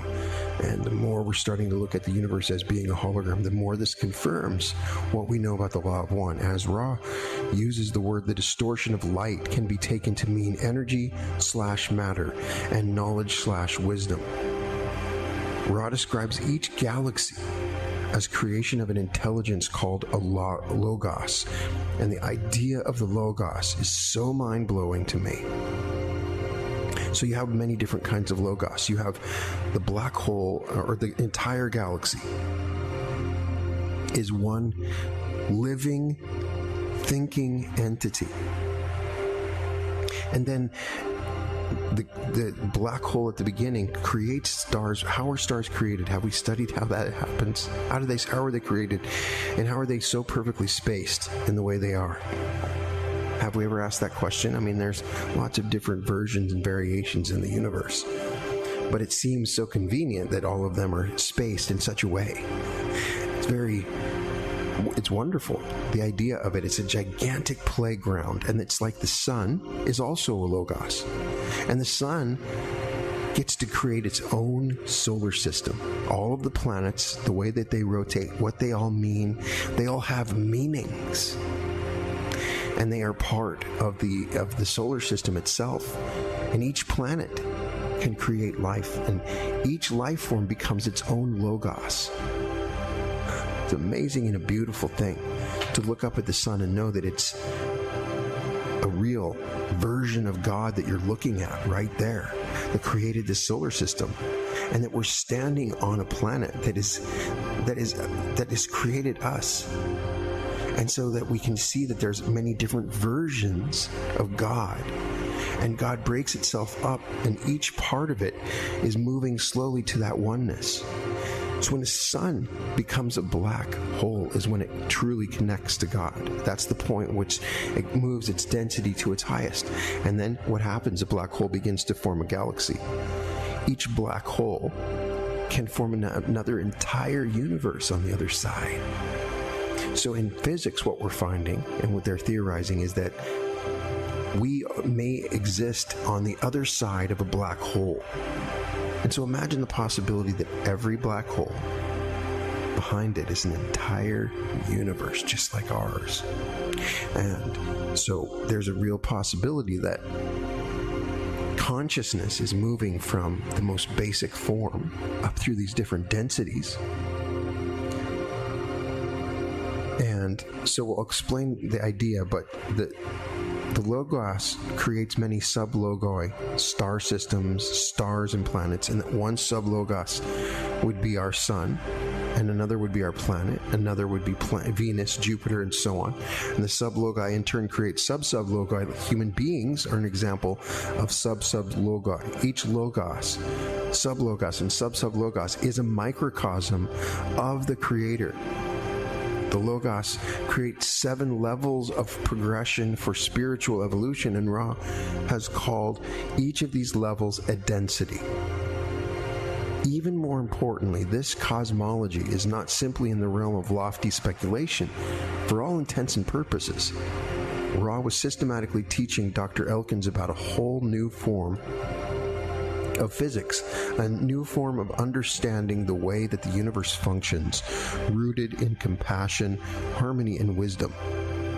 So the commentators talked about densities, and they have interpreted densities in a variety of ways. Check out my interview with Aaron Apke, where we talk about the law of one, and he gives a pretty good explanation of the density. Some have described it as density as in a higher dimension of experiential reality. A density differs markedly from the Cartesian notion of dimension, but the description of a density as a dimension as utilized in other sources is problematic, especially due to the fact that books have occasionally used the term dimension interchangeably with density. Some have described it as a physical concept in addition to a non-physical concept, while others describe it as an entirely non-physical. In any case, all commentators agree that different densities are associated with different levels, forms of consciousness, and different phenomenological ways of being. So the first density is the density of the elements: earth, water, air, fire.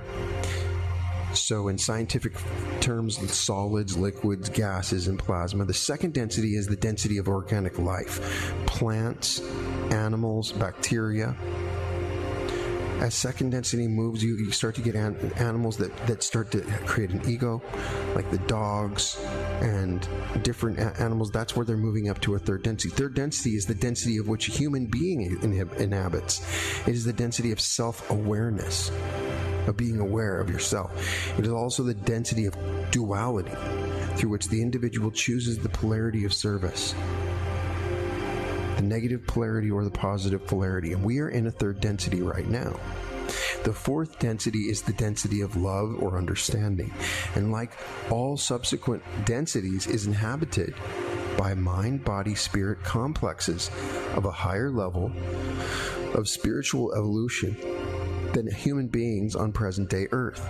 The fifth density is the density of light or wisdom, where in long and deep contemplation and introspection are practiced so that one's own wisdom may spring forth and the entity may become refined to an even higher degree.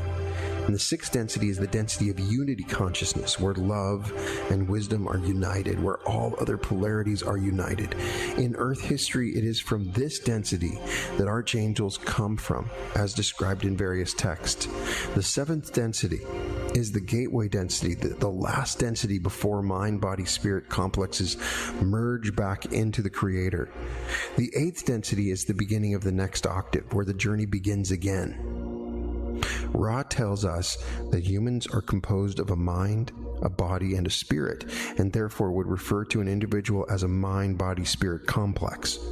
And he says, or her, or it says, that humans, along with the earth, are going through a process called harvest. This included statements that there are many other living beings in the universe that are similar to humans but differ in body, intelligence, culture, and spiritual evolution. And these beings, like humans, are referred to as mind-body-spirit complexes. Ra describes that individuals from other densities have incarnated on Earth to contribute to the harvest. Ra expressed that all mind, body, spirit complexes, after being formed in third density, progress upward through the densities as they evolve spiritually until they become one with the Creator at the end of seventh density. This evolution is accomplished through incarnation into a body, and many times until the soul has completed the lessons relevant to each density. Incarnation only occurs within first, second, third, and fourth density. A physical body is no longer necessary beyond the end of the fourth density. From the fifth density and beyond, the body is purely energetic in nature. In order to progress from third to fourth density, individuals must make a choice between two polarities of service: service to others or service to self, or in ordinary language, between altruism and selfishness. The purpose of third density is to make this choice. The purpose of experiencing the sometimes harsh environment of third density, no matter which location in the universe, is for each soul to make this choice of service and thus progress. As entities evolve, they progressively balance and unblock their energy centers, which directly corresponds to chakras. The Law of One series includes an extensive discussion of these energy centers. So each energy center is associated with a color and a corresponding Hindu chakra. So the Muladhara is the red ray, the Svadhisthana is the orange ray, the Manipura is the yellow ray, the Anahata is the green ray, the Vishuddhi is called the blue ray, the Ajna, or the third eye, is called the indigo ray, and the Sahasrara is the violet ray, which is the crown chakra. Additionally to this, humanity and Earth are undergoing a transition from third density to fourth density. This transition is linked to a process they call harvest. This involves a quantum leap within our physical reality, said to occur approximately 30 years from the time, which was 1981. One of the dialogues mentions a general time frame of 100 to 700 years for transition on Earth from third to fourth density. Moral choices are discussed through the concept of polarity. Ra explains that there are two polarities: service to self and service to others, and that these two polarities relate to the everyday concepts known as evil and good, or selfishness and altruism. Service to others is described in terms of an energy center configuration where the green ray center radiates out towards other beings, and this results in compassion, love, feelings, and acts of service towards others. Then there's the service to self, is described in terms of an energy center configuration where the green ray center is pointed mainly inward. This energy center configuration causes the entity to feel love for itself but not for others. These feelings lead to self-serving intentions and actions, or service to self. Ra views the earth as a living being that has a mind, free will, and grows over time, both physically and spiritually. And Ra explains that the earth is currently in the process of changing from third density to fourth density. To me, this kind of sounds like a virtual reality revolution, doesn't it? So one of the things that Ra talks about is the tarot. A big part of the series covers the study of local logos archetypes, which is highly reminiscent of the work of Carl Jung. Ra states that tarot system originates from Ra's home planet, Venus, when Ra's civilization was at third density level long ago, and that the major arcana of the tarot was used as a general referent and means of studying one's own progress. I have never really gotten into the tarot. It's never been my thing. If it is yours, there's been different times that I've studied it, but originally the major arcana was just a conglomerate of archetypal images that were supposed to be memorized. It is only later, when it introduced to Sumerian and Egyptian civilizations, that the tarot system came to get settled into the card format it is today. The archetypes are divided into three groups: mind, body, spirit, of 7, 36, with the 22nd archetype being the same as the 0th, which Ra calls the choice. The book series centers around the harvest, which is described as a major spiritual and physical change that will occur on Earth around the year 2011. A lot of people say that we went through a shift in 2012. Did you notice a shift in the way that you were thinking and the way that the world started changing in around 2012? We've gone through about 7 years of craziness. Consider year of channeling session where harvest is mentioned whilst adding 30 years. Is this inconvenience imminent within a few years? And Ross said, this inconvenience or disharmonious vibratory complex has begun several of your years in the past. It shall continue unabated for a period of 3 or 30 of your years. So Ra's explaining that we're going through this change right now.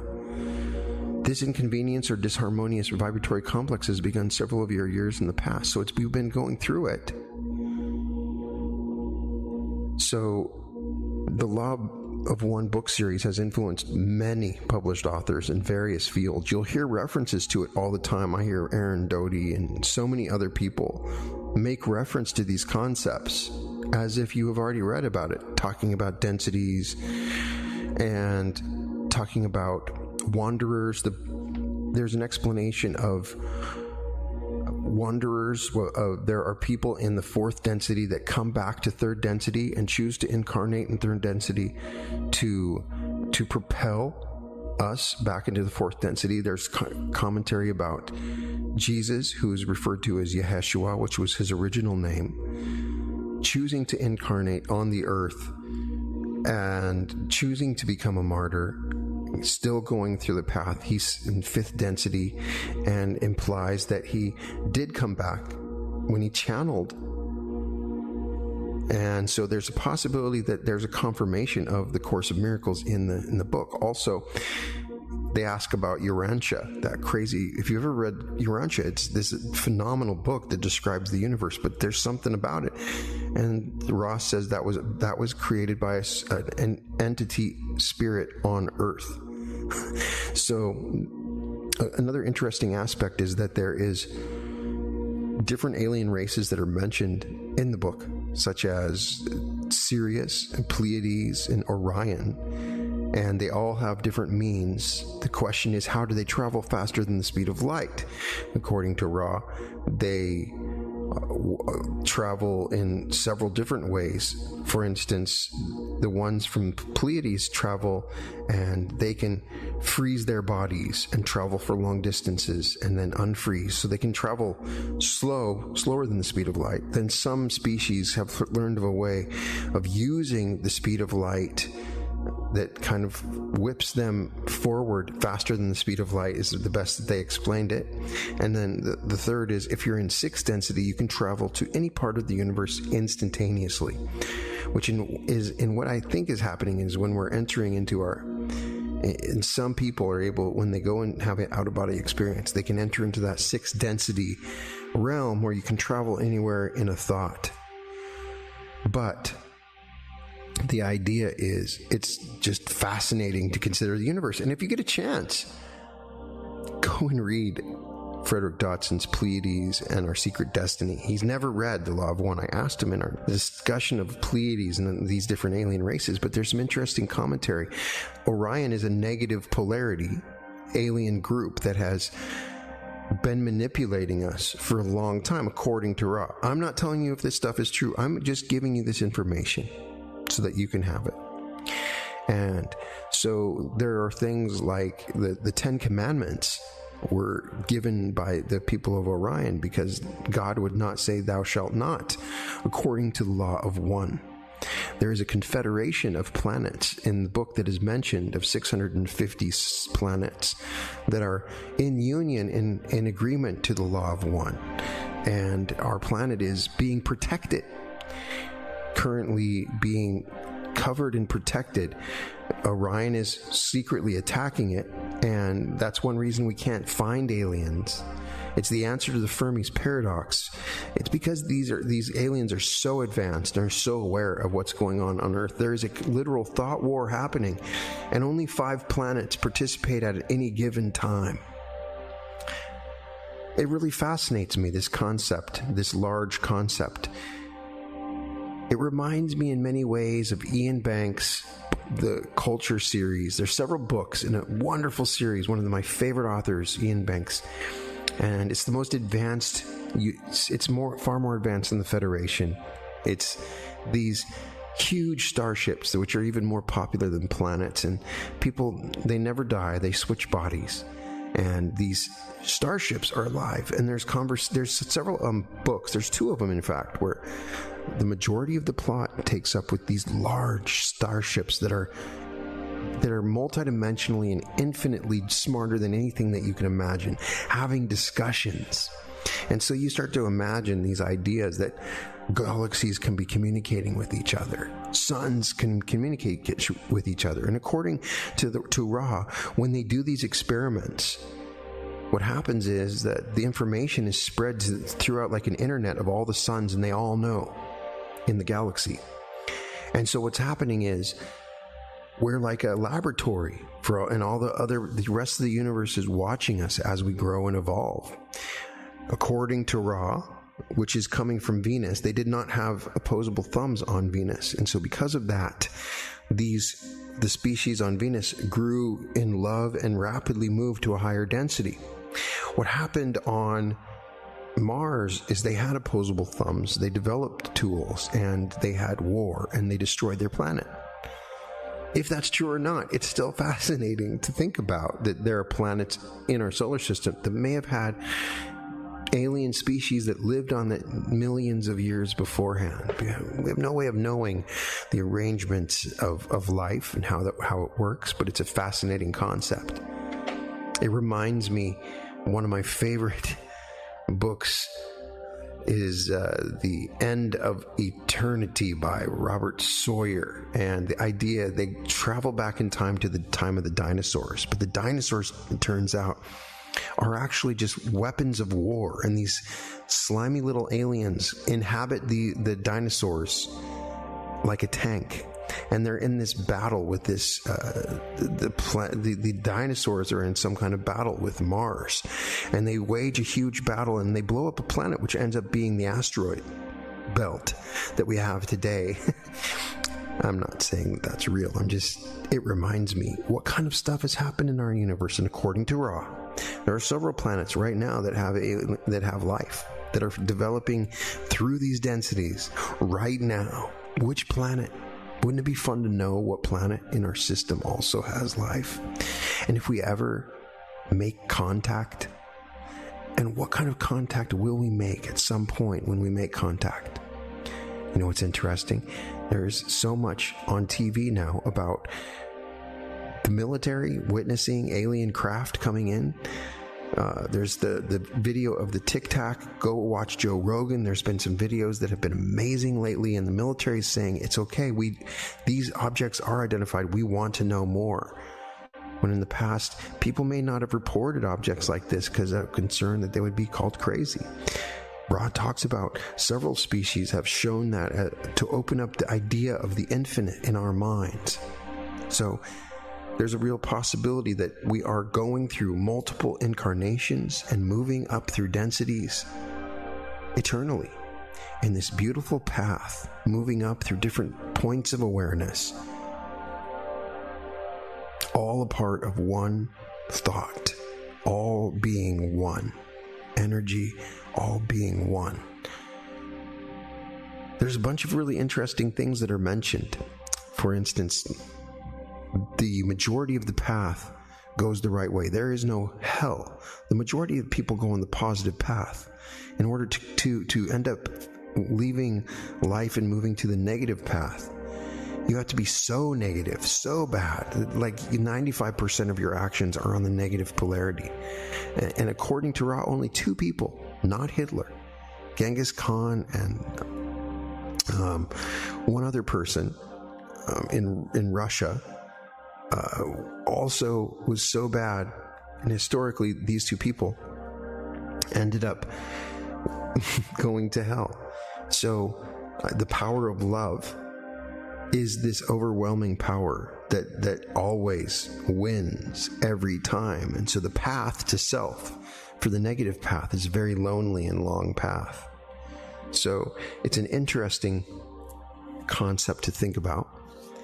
According to this, there's several wanderers that have come to the earth to push us along this path. So when people talk about the star seeds, it could be something as simple as that. I don't know, but do you ever have memories of your past or previous lives or what you've done or been through? I have a past life regression hypnosis on this channel. I created it for that reason, because I think you can get information from these past lives. And I've definitely figured that into many of my meditations. But I'm inspired to do a giant grand meditation related to the Law of One. But in order to do that, I wanted to give you this information and give you some background so you knew a little bit about it and so that you could check it out. So if you want further discussion of the Law of One, I can go deeper, because they talk about everything from Bigfoot to different UFO encounters, and even is mentioned in there that Eisenhower at one point was encountered with different aliens and he agreed that we weren't ready. All kinds of interesting information is in there, and it may be completely ridiculous, an incredibly creative mind. But if you listen to the tapes, you can listen to the tapes of what's going on. It just would be clearly impossible for her to be giving the information in that manner. And if she did, and it wasn't real, then that's an even more phenomenal accomplishment, because the genuine reality of it, this was documented. She was in a trance state. You never know. But the information is fun to think about. And if it's true, it's interesting to think about what has influenced us in our past, that we have influences and we're going through this big transition. You can feel it. There's a duality in our lives right now. There's a duality of self and altruism, but in our politics and everything that we do. And you can see this duality playing out on the world stage right in front of us. You can see us going through this shifting transition, and we can create a positive transition, and we can move to a positive transition of love and light if we work together to give this energy of positivity, of love for the entire planet, to lock into the grid of this planet, and we can do it. we have the ability to raise the consciousness of this planet on such a level that we can be a wonderful part of the cosmic community on this path. So these are just interesting things to think about. And that's just a beginning summary of what's going on with the Law of One if you wanted to understand it. I thought that I owed you this simply because I talked about it so much in the episode with Aaron Abke, and I hadn't really mentioned it before. So we can consider this just a further explanation of what was being talked about in that. But you can listen to it. There's several places that have better, different versions of it, but check those out, look it up, and there's further discussion. Check out Aaron's videos on that. And let me know what you think in the comments to this video or this podcast. Let me know what you think. Is it true? What does it feel like? Wouldn't it be cool if it is? And are we going through this reality revolution? Are we moving through a new density in reality? Doesn't it feel like your reality is becoming more manifest every day? Your powers are increasing every day. The world around us is becoming less and less real and more like the matrix that we thought it is. And we're starting to have this power. We're gaining in power and we can feel it. And I'm wondering if you feel this shift that's happening right now, that we're going through in this moment right now. So let me know if you would like to have further episodes where we go deeper on this topic, and I'll be happy to look into it and give you more episodes. It's always a pleasure when you join me on these excursions into the infinite. And it's also wonderful to think about all of the infinite possibilities that are before us, to consider them as objective observers, to acquire this information and go through our spiritual path, not being afraid of information that we receive, but simply judging this not objectively and opening ourselves to all the possibilities around us. For all episodes of The Reality Revolution, you can go to therealityrevolution.com. For coaching, go to advancedsuccessinstitute.com. Welcome to the Reality Revolution.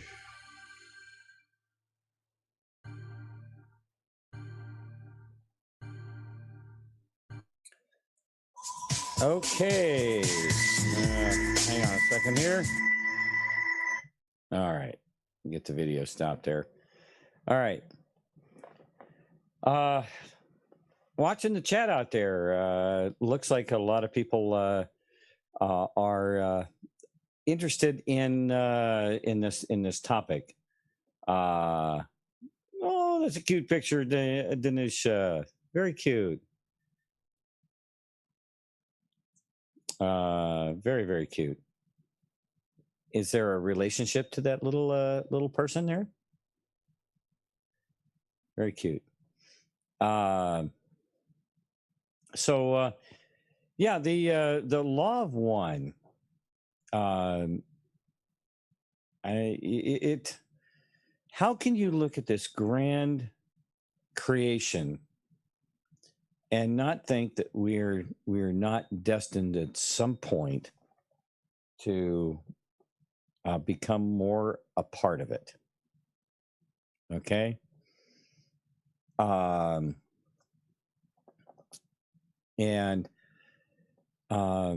We've talked about the electric universe, which is, Suspicious Observers has talked about the electric universe and what it means, that everything is, we've covered some of it too on this show in some of the electrical experiments that we've shown you, the Starfire project, and what can be done with electricity, and they were able to actually transmute elements into other elements, or electrical energy into certain types of elements, basic elements and things like that. And so it's Hazel L. Good to see you over there in the D Live. Good evening. You're good evening to a tired smoke clear. Actually, over there in that chat there, Hazel, I'm actually Thumper. So okay, we'll do a little chat there to Hazel.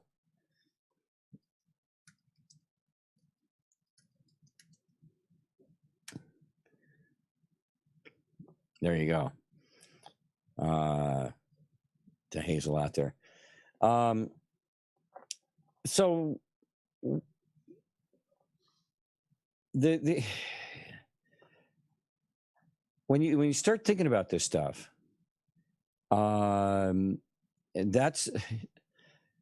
this is the part where I'm going to slap you around with my favorite saying, and that is throw away the box. Okay.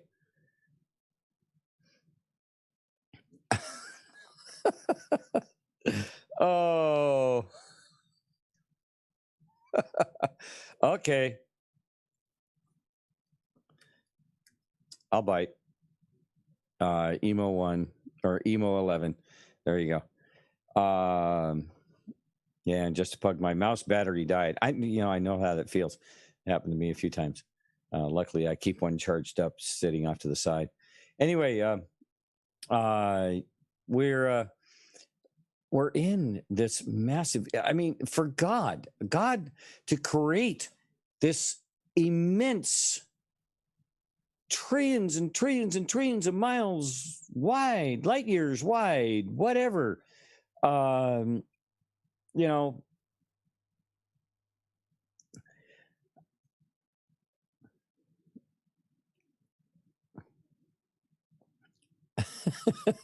Legacy of QAnon. I am so sorry, but sometimes Thumper is taken, so I come up with different things. Blue Cat Q was one when we went over to Twitch. When I originally signed up in Twitch, Thumper wasn't available over there, so I went with Blue Cat Q1, which was actually quite a while ago. Right.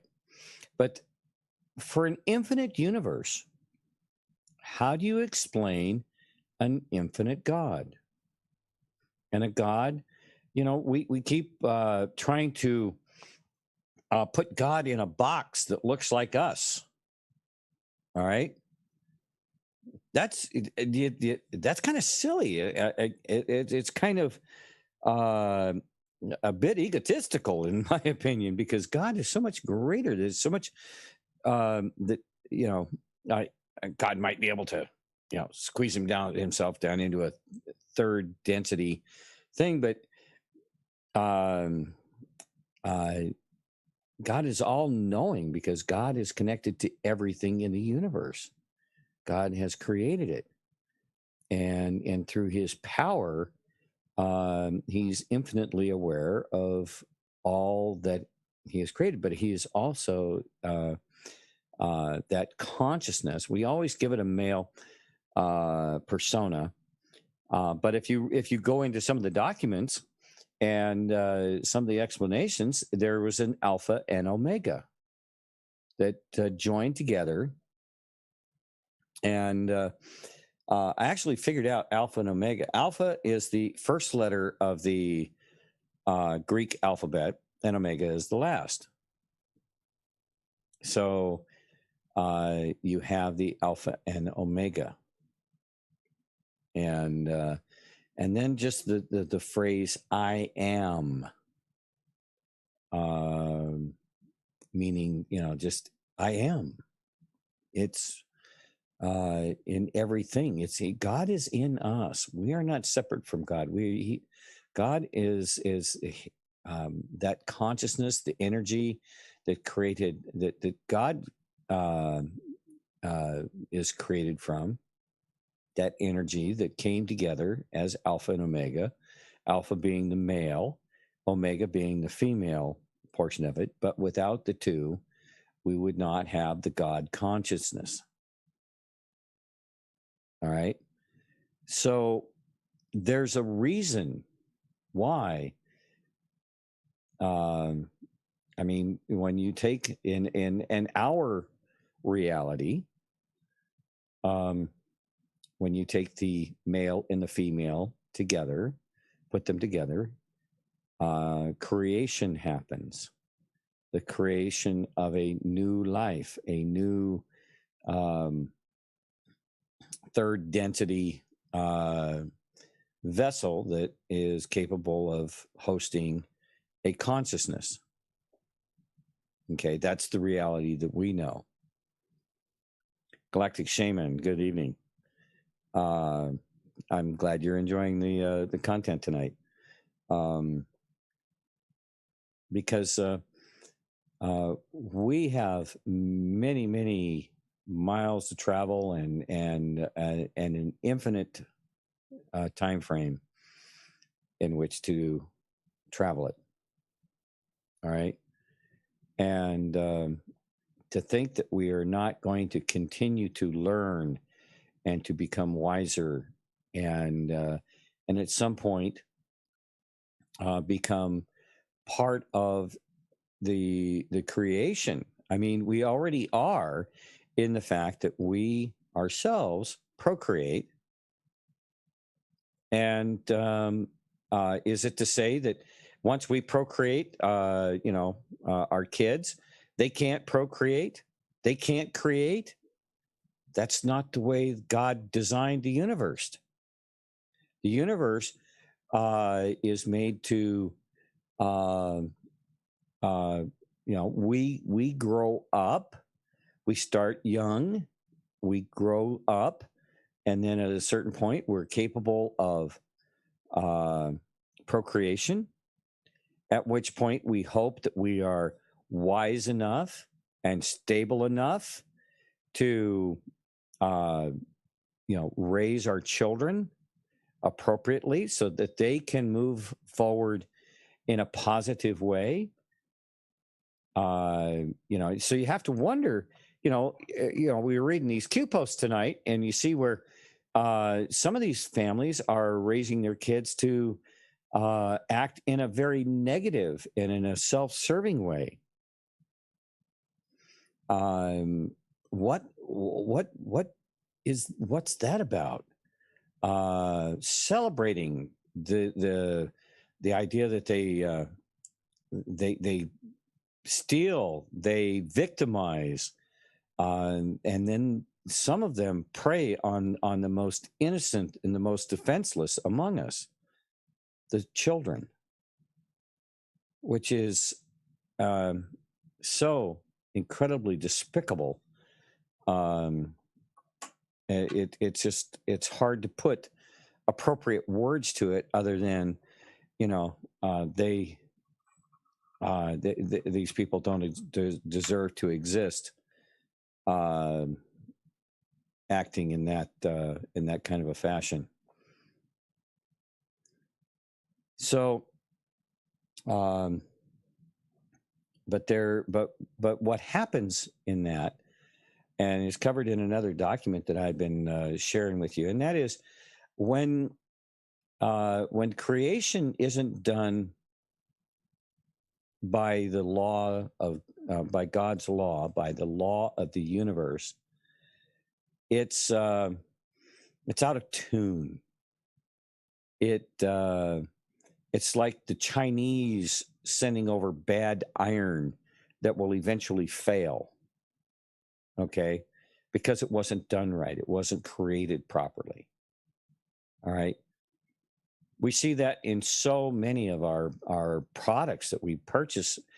Anybody that's purchased any major product, a washing machine, a dryer, a stove, any big dollar item, these things are not being built to last. I mean, a neighbor of mine moved out of his house here in the last year or so, and he came over and he says, "Hey, I've got some tools here, and I want somebody to have them that will appreciate them." and because he knows I work on a lot of different things. And he handed me some beautifully made power tools that were probably, they're 30 years old. But these things are as good as new, and they work perfectly. And they are built to last. I mean, the stuff that you buy now was never meant to last. And you have to ask yourself a question. Is it because they're just being cheap? Or is there a reason why it wasn't made to last? Because your opportunity to use them was going to be cut short, because if they had their way, if they had their plan, and she had won the election, the diaspora that would have been created from that would have been horrific. And they would have taken anything and everything away from us, and only given us those things that they felt were safe to give us in order to keep us from rising up and getting back our free will, our freedom, and our ability to move forward as in a spiritual, conscious way. If you look at all of the technology that they've been working on, the stuff that TMC, a lot of this stuff is designed to short circuit your ability to think for yourself, to act for yourself. And if you try, they'll just reprogram you. The idea of sticking you in a computer chip and telling you, no, that's just a way of stealing your intelligence and stealing your knowledge and taking away your consciousness. Because once that's done, you are no longer conscious. There's no consciousness there. You're dead. They just made a copy of you.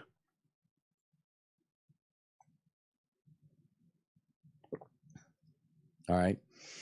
So I mentioned that some of the things that has been one of the greatest mysteries, and that is the mystery of Atlantis. And I saw somebody in the chat mention that when we first started the video there, and I went, "Wow, that's pretty cool," because the document that I was going to go through tonight, and I think we might have enough time to get a good share through it tonight. We only got about a half hour left, but. I want to share this document with you because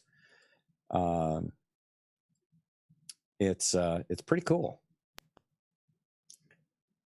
And let's start. It's Stargram 12, Atlantis. Okay.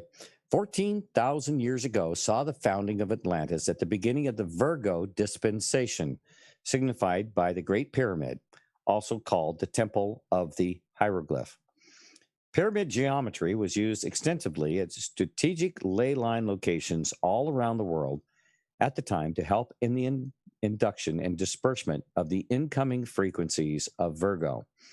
Virgo also saw the establishment of planetary law of 108 at the third dimensional level of consciousness as a first step back towards full interdimensional galactic law. Normalcy coming in now, meaning now. Higher law comes in through Leo and Aquarius. 12,000 years ago saw the beginning of the Leo dispensation, represented by the Sphinx, where solar law of 144 astrophysical principles was introduced to the population. Today sees full galactic law of 144,000 energy principles starting to become established through the age of Aquarius. 144,000. I'm gonna ask you folks in the chats out there, what number does 144,000 represent from the Bible? Anybody want to take a stab at that? What is the significance of the number 144,000? Energy principles in this one here, starting to become established through the age of Aquarius. 10,000 years ago saw the beginning of the Cancer dispensation. During Cancer, Earth became awash in the consequences of the cataclysmic destruction of the two main North American Atlantean centers, which you call Sodom and Gomorrah. Little Galaxy 56, you just nailed it. Just a pug, yeah. 144,000. This is the second time I've seen this referred to. Okay.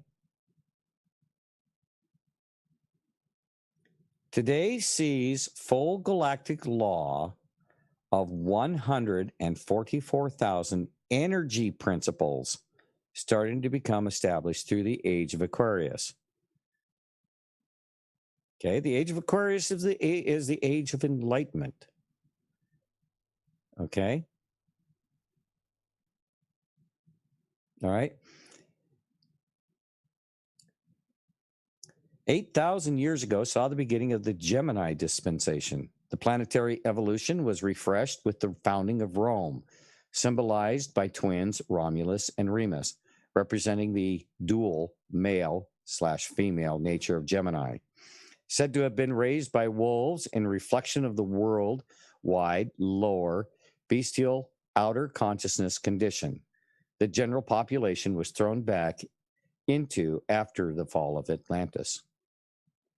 After the floods, mankind had started reincarnating back into the lower rudimentary levels of society as all the higher centers had been lost. Your Old Testament characters who were long-lived were Atlanteans who came before the cataclysms.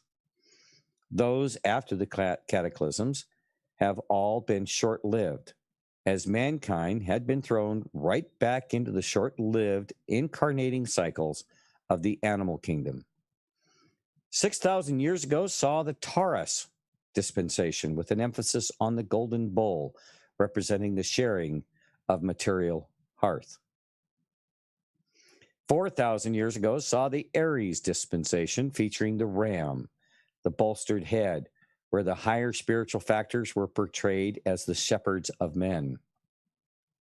The past 2,000 years has been the Piscean dispensation, the Piscean dispensation, symbolized as a fish and the fishers of men.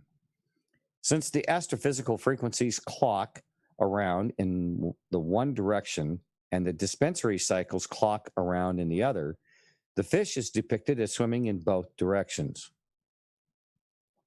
Aquarius is upon you now, the outpouring of cosmic truth and understanding, and return to full galactic law to occur over the next 2,000 years is already beginning to unfold upon us. As the great book being opened at last, the new body of higher learning, lowering into your mass consciousnesses, has already started to commence and it's expanding very rapidly.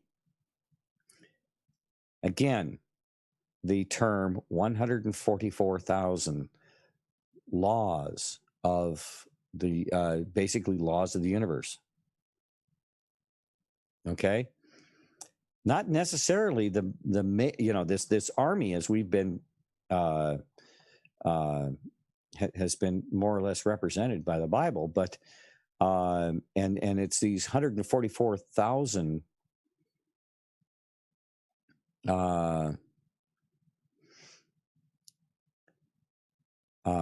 laws, okay,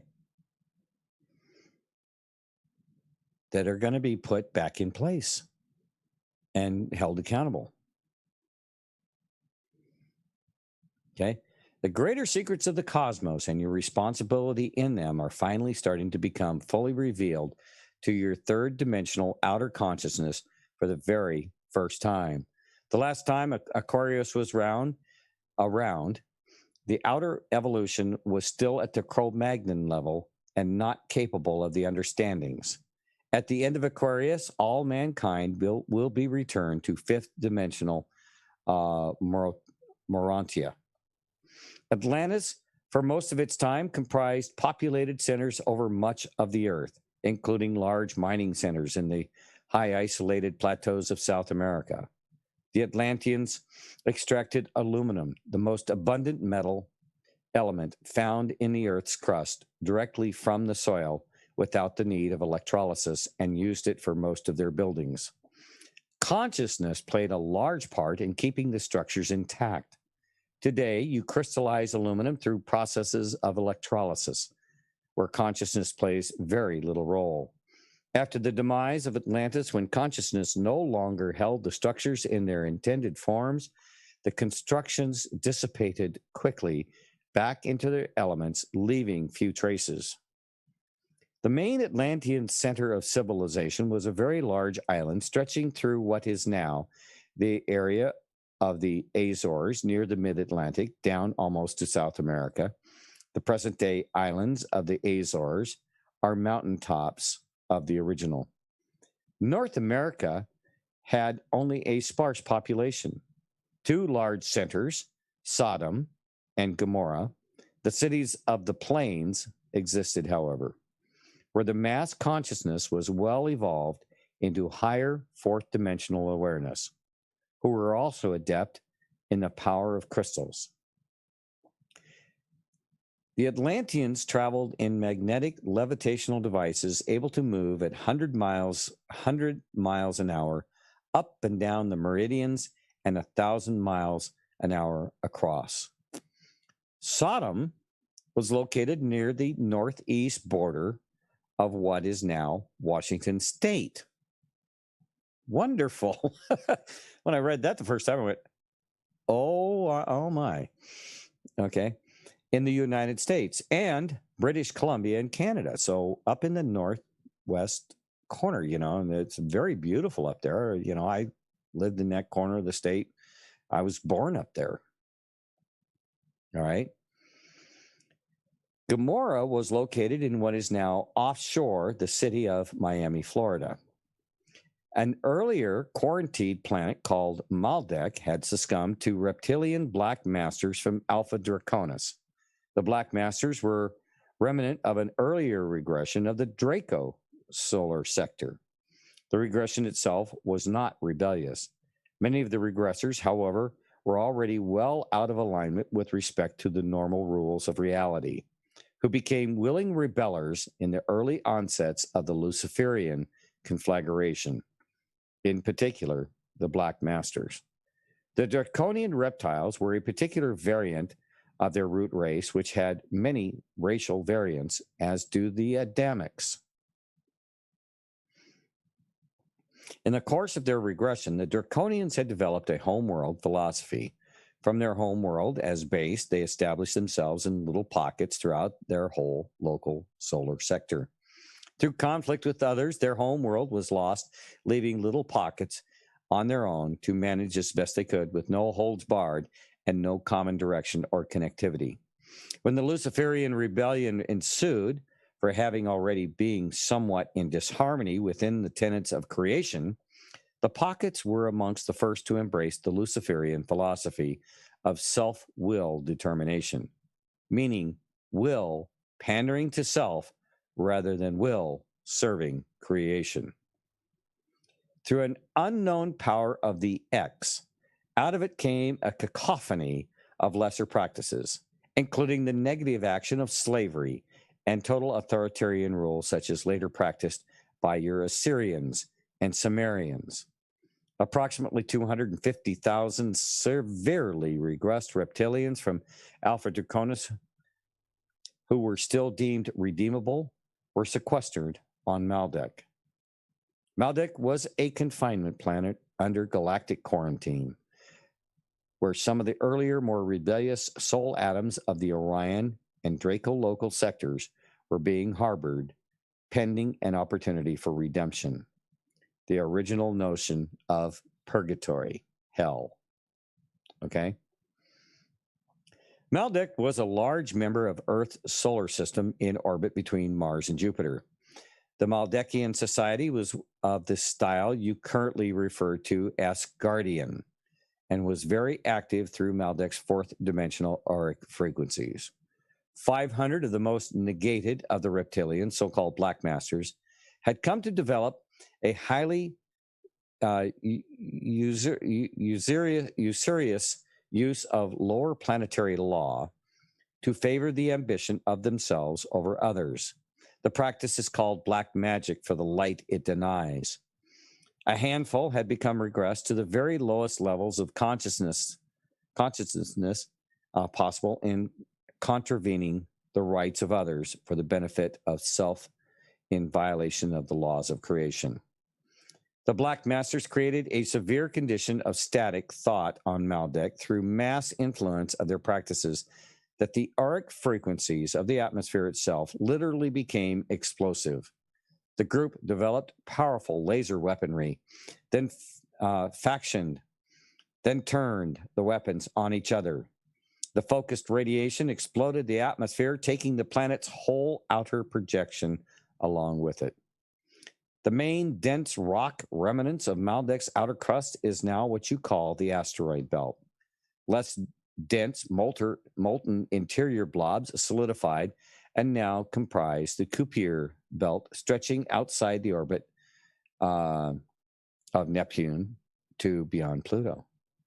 Much less dense atmospheric and moisture vapor portions of Maldek condensed into much more icy and porous comet bodies.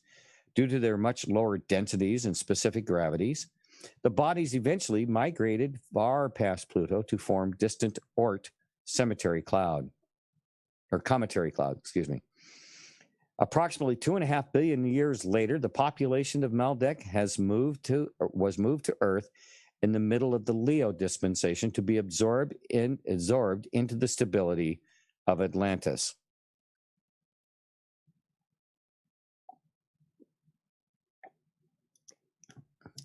Gulping from a cup of coffee. Including those of you in the rebellion contingent and 500 Black Masters. Soul atoms can remain out of incarnation for long durations when necessary, then return to where they left off using their Akashic records. You were called Gentile, meaning not of the earth. You had blue eyes, standing out noticeably from the prevalent brown-eyed Cro-Magnon-based Earth population. The Maldekian cataclysm remains remnant in your collective memories today as Dante's Inferno.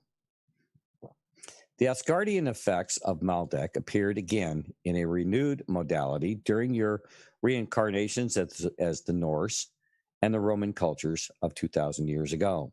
You have incarnated again today as mostly Caucasians in North America and Western Europe. During Atlantis, you had been brought forward into prominence in preparation for the opportunity of clearing within the Christ cradle to come 2,000 years ago. During Atlantis, most of you were located in Sodom and Gomorrah, being the most removed from the mainstream of Atlantean civilization. At the beginning of Atlantis, those of you faithful souls who had been sequestered in Orion 250,000 years earlier were returned to Earth to continue your voluntary service. When the Gentiles were brought in, yet another large group of volunteers from all over creation volunteered to incarnate into Atlantis to offer yet more positive counterbalance, again, knowing the risks. The original Black Masters from Maldek quickly reestablished themselves to carry on as the 500 Black Masters of Atlantis who worked mainly from the fourth dimension. They were collectively called Baal, in the mistaken belief that they were a single entity by their followers who were called the Sons of Baal, who infiltrated, then finally negatively compromised the elders of Atlantis, who communicated with each other telepathically and were known as the Sons and Daughters of Solitude. Planetary law deals with the energies of a planet. Solar law deals with the energies of a solar system. and galactic law deals with the energies of a galaxy. Atlantis had originally been set up on planetary law in Virgo as a stepping stone towards full solar law to come through Leo. The main purpose of Atlantis had been to restabilize Earth's evolution back into solar law in preparation for a full return back to galactic law, whose time has now come with this beginning of Aquarius. And we're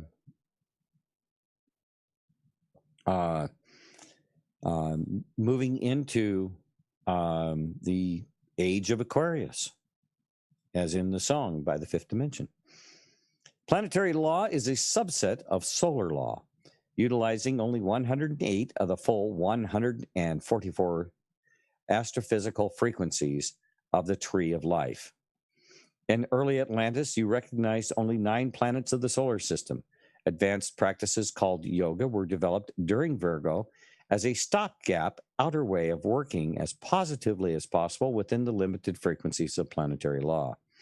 When the Gentiles arrived in the middle of Leo, many of the earlier Virgo practices were still around. The methods were quickly adopted by the Black Masters as highly suitable for their purposes of perpetuating the malpractices of lower planetary law, which they had brought with them from the Alpha Draconis through Maldek, including the conversion of the Atlantean crematorium towers into death altars of Mal sacrifice.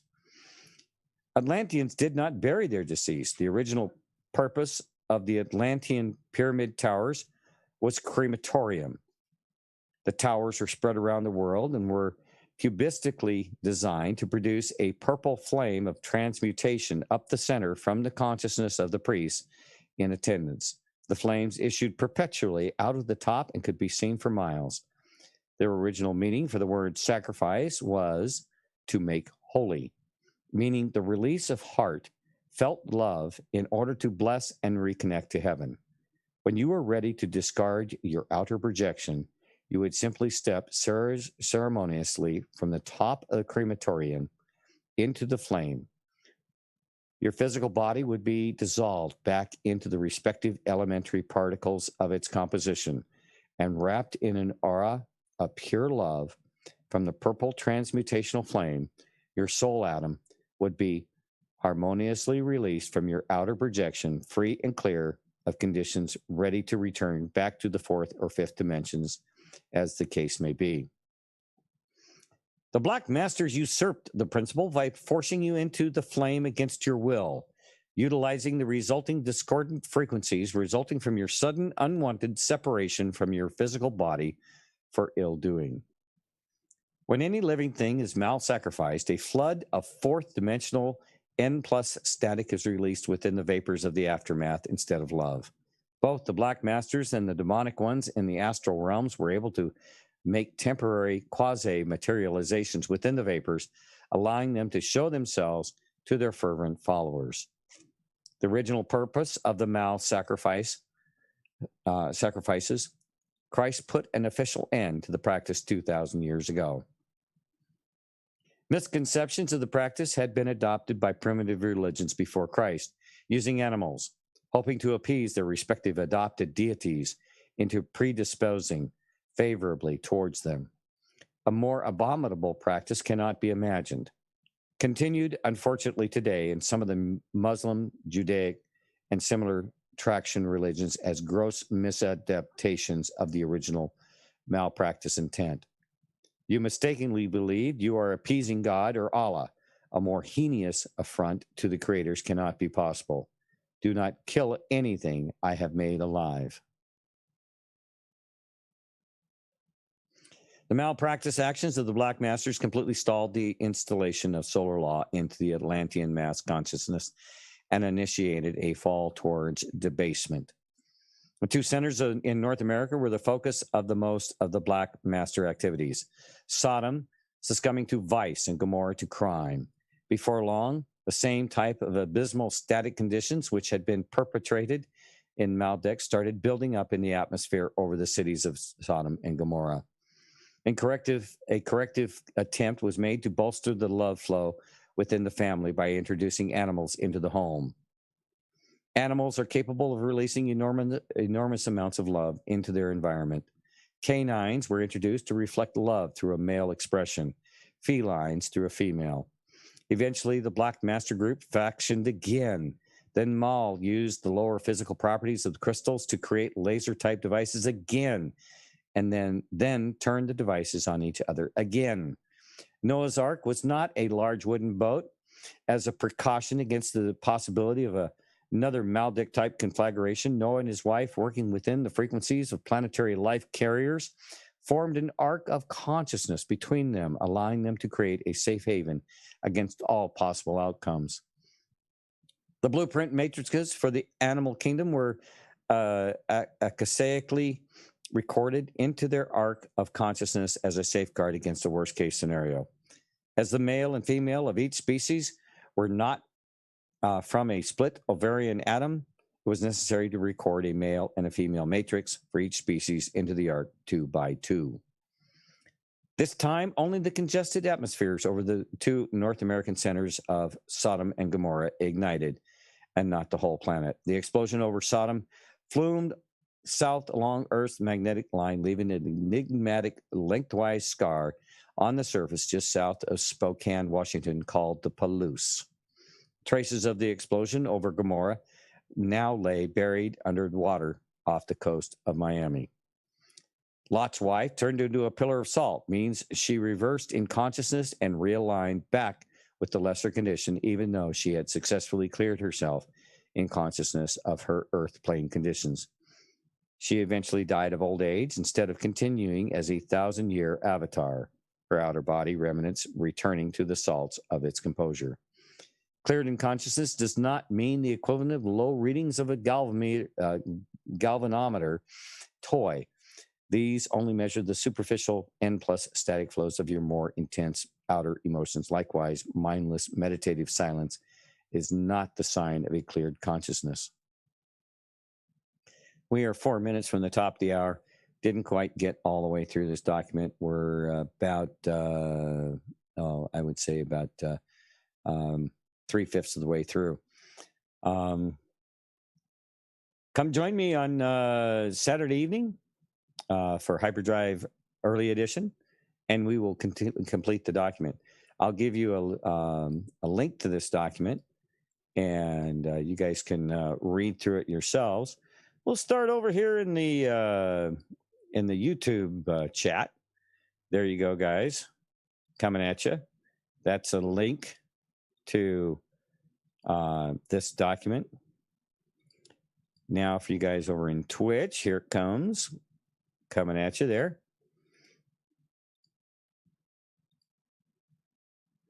And last but not least, the D-Live gang. Here you go. All right. There you go. One more for good measure in each of you.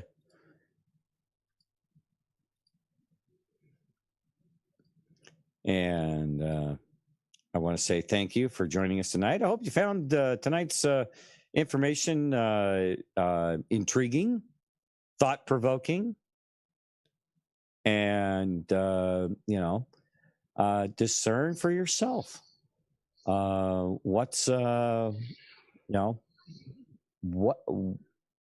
are we going? What are we doing here? Throw away the box. Put that in the back of your mind. Put your little note on your computer or whatever it is you use to say, throw away the box, and keep thinking. When you start thinking, ask yourself, am I thinking inside the box or have I thrown the box away? Okay? Because what's coming is, if you were to throw the box away, would any of this stuff that we're looking into be intriguing as far as, the unlimited potential that we have that creation has offered us? Unlimited. It's absolutely, it's throw away the box time. Okay? I mean, really, just chuck that thing because it's holding you back. It's keeping us from from realizing, what is creation's true, and when it's based in love and service to others, not service to self, as we're seeing so much of right now. I mean, what is the one thing that's motivating these people to do the despicable things that they're doing? It's completely 100% in service to self. There is nothing about it. They have couched, but how'd they sell it to everybody? Oh, we're doing you a favor. We're rescuing you. We're gonna save you. We're gonna give you this. We're gonna give you that. But it was all in service to self. Every bit of it. So if you even just look at that aspect of it, and then consider some of the stuff that we're talking about here this evening, does it start, you start getting an itch that something is going on here, bigger and grander and greater than anything that we can imagine? Isn't that what Q told us? It's bigger and it just, Anyway, thank you for joining me tonight. You dare to grab that link, check out that document, read through it, and we'll keep going down this road some more in a later episode. Right now, Rooster's itching to hit the gas pedal here and get going. So, everybody, please take your seats. Make sure your tables and your chairs and seat backs are in the upright position. And we are now headed back. 3, 2, 1.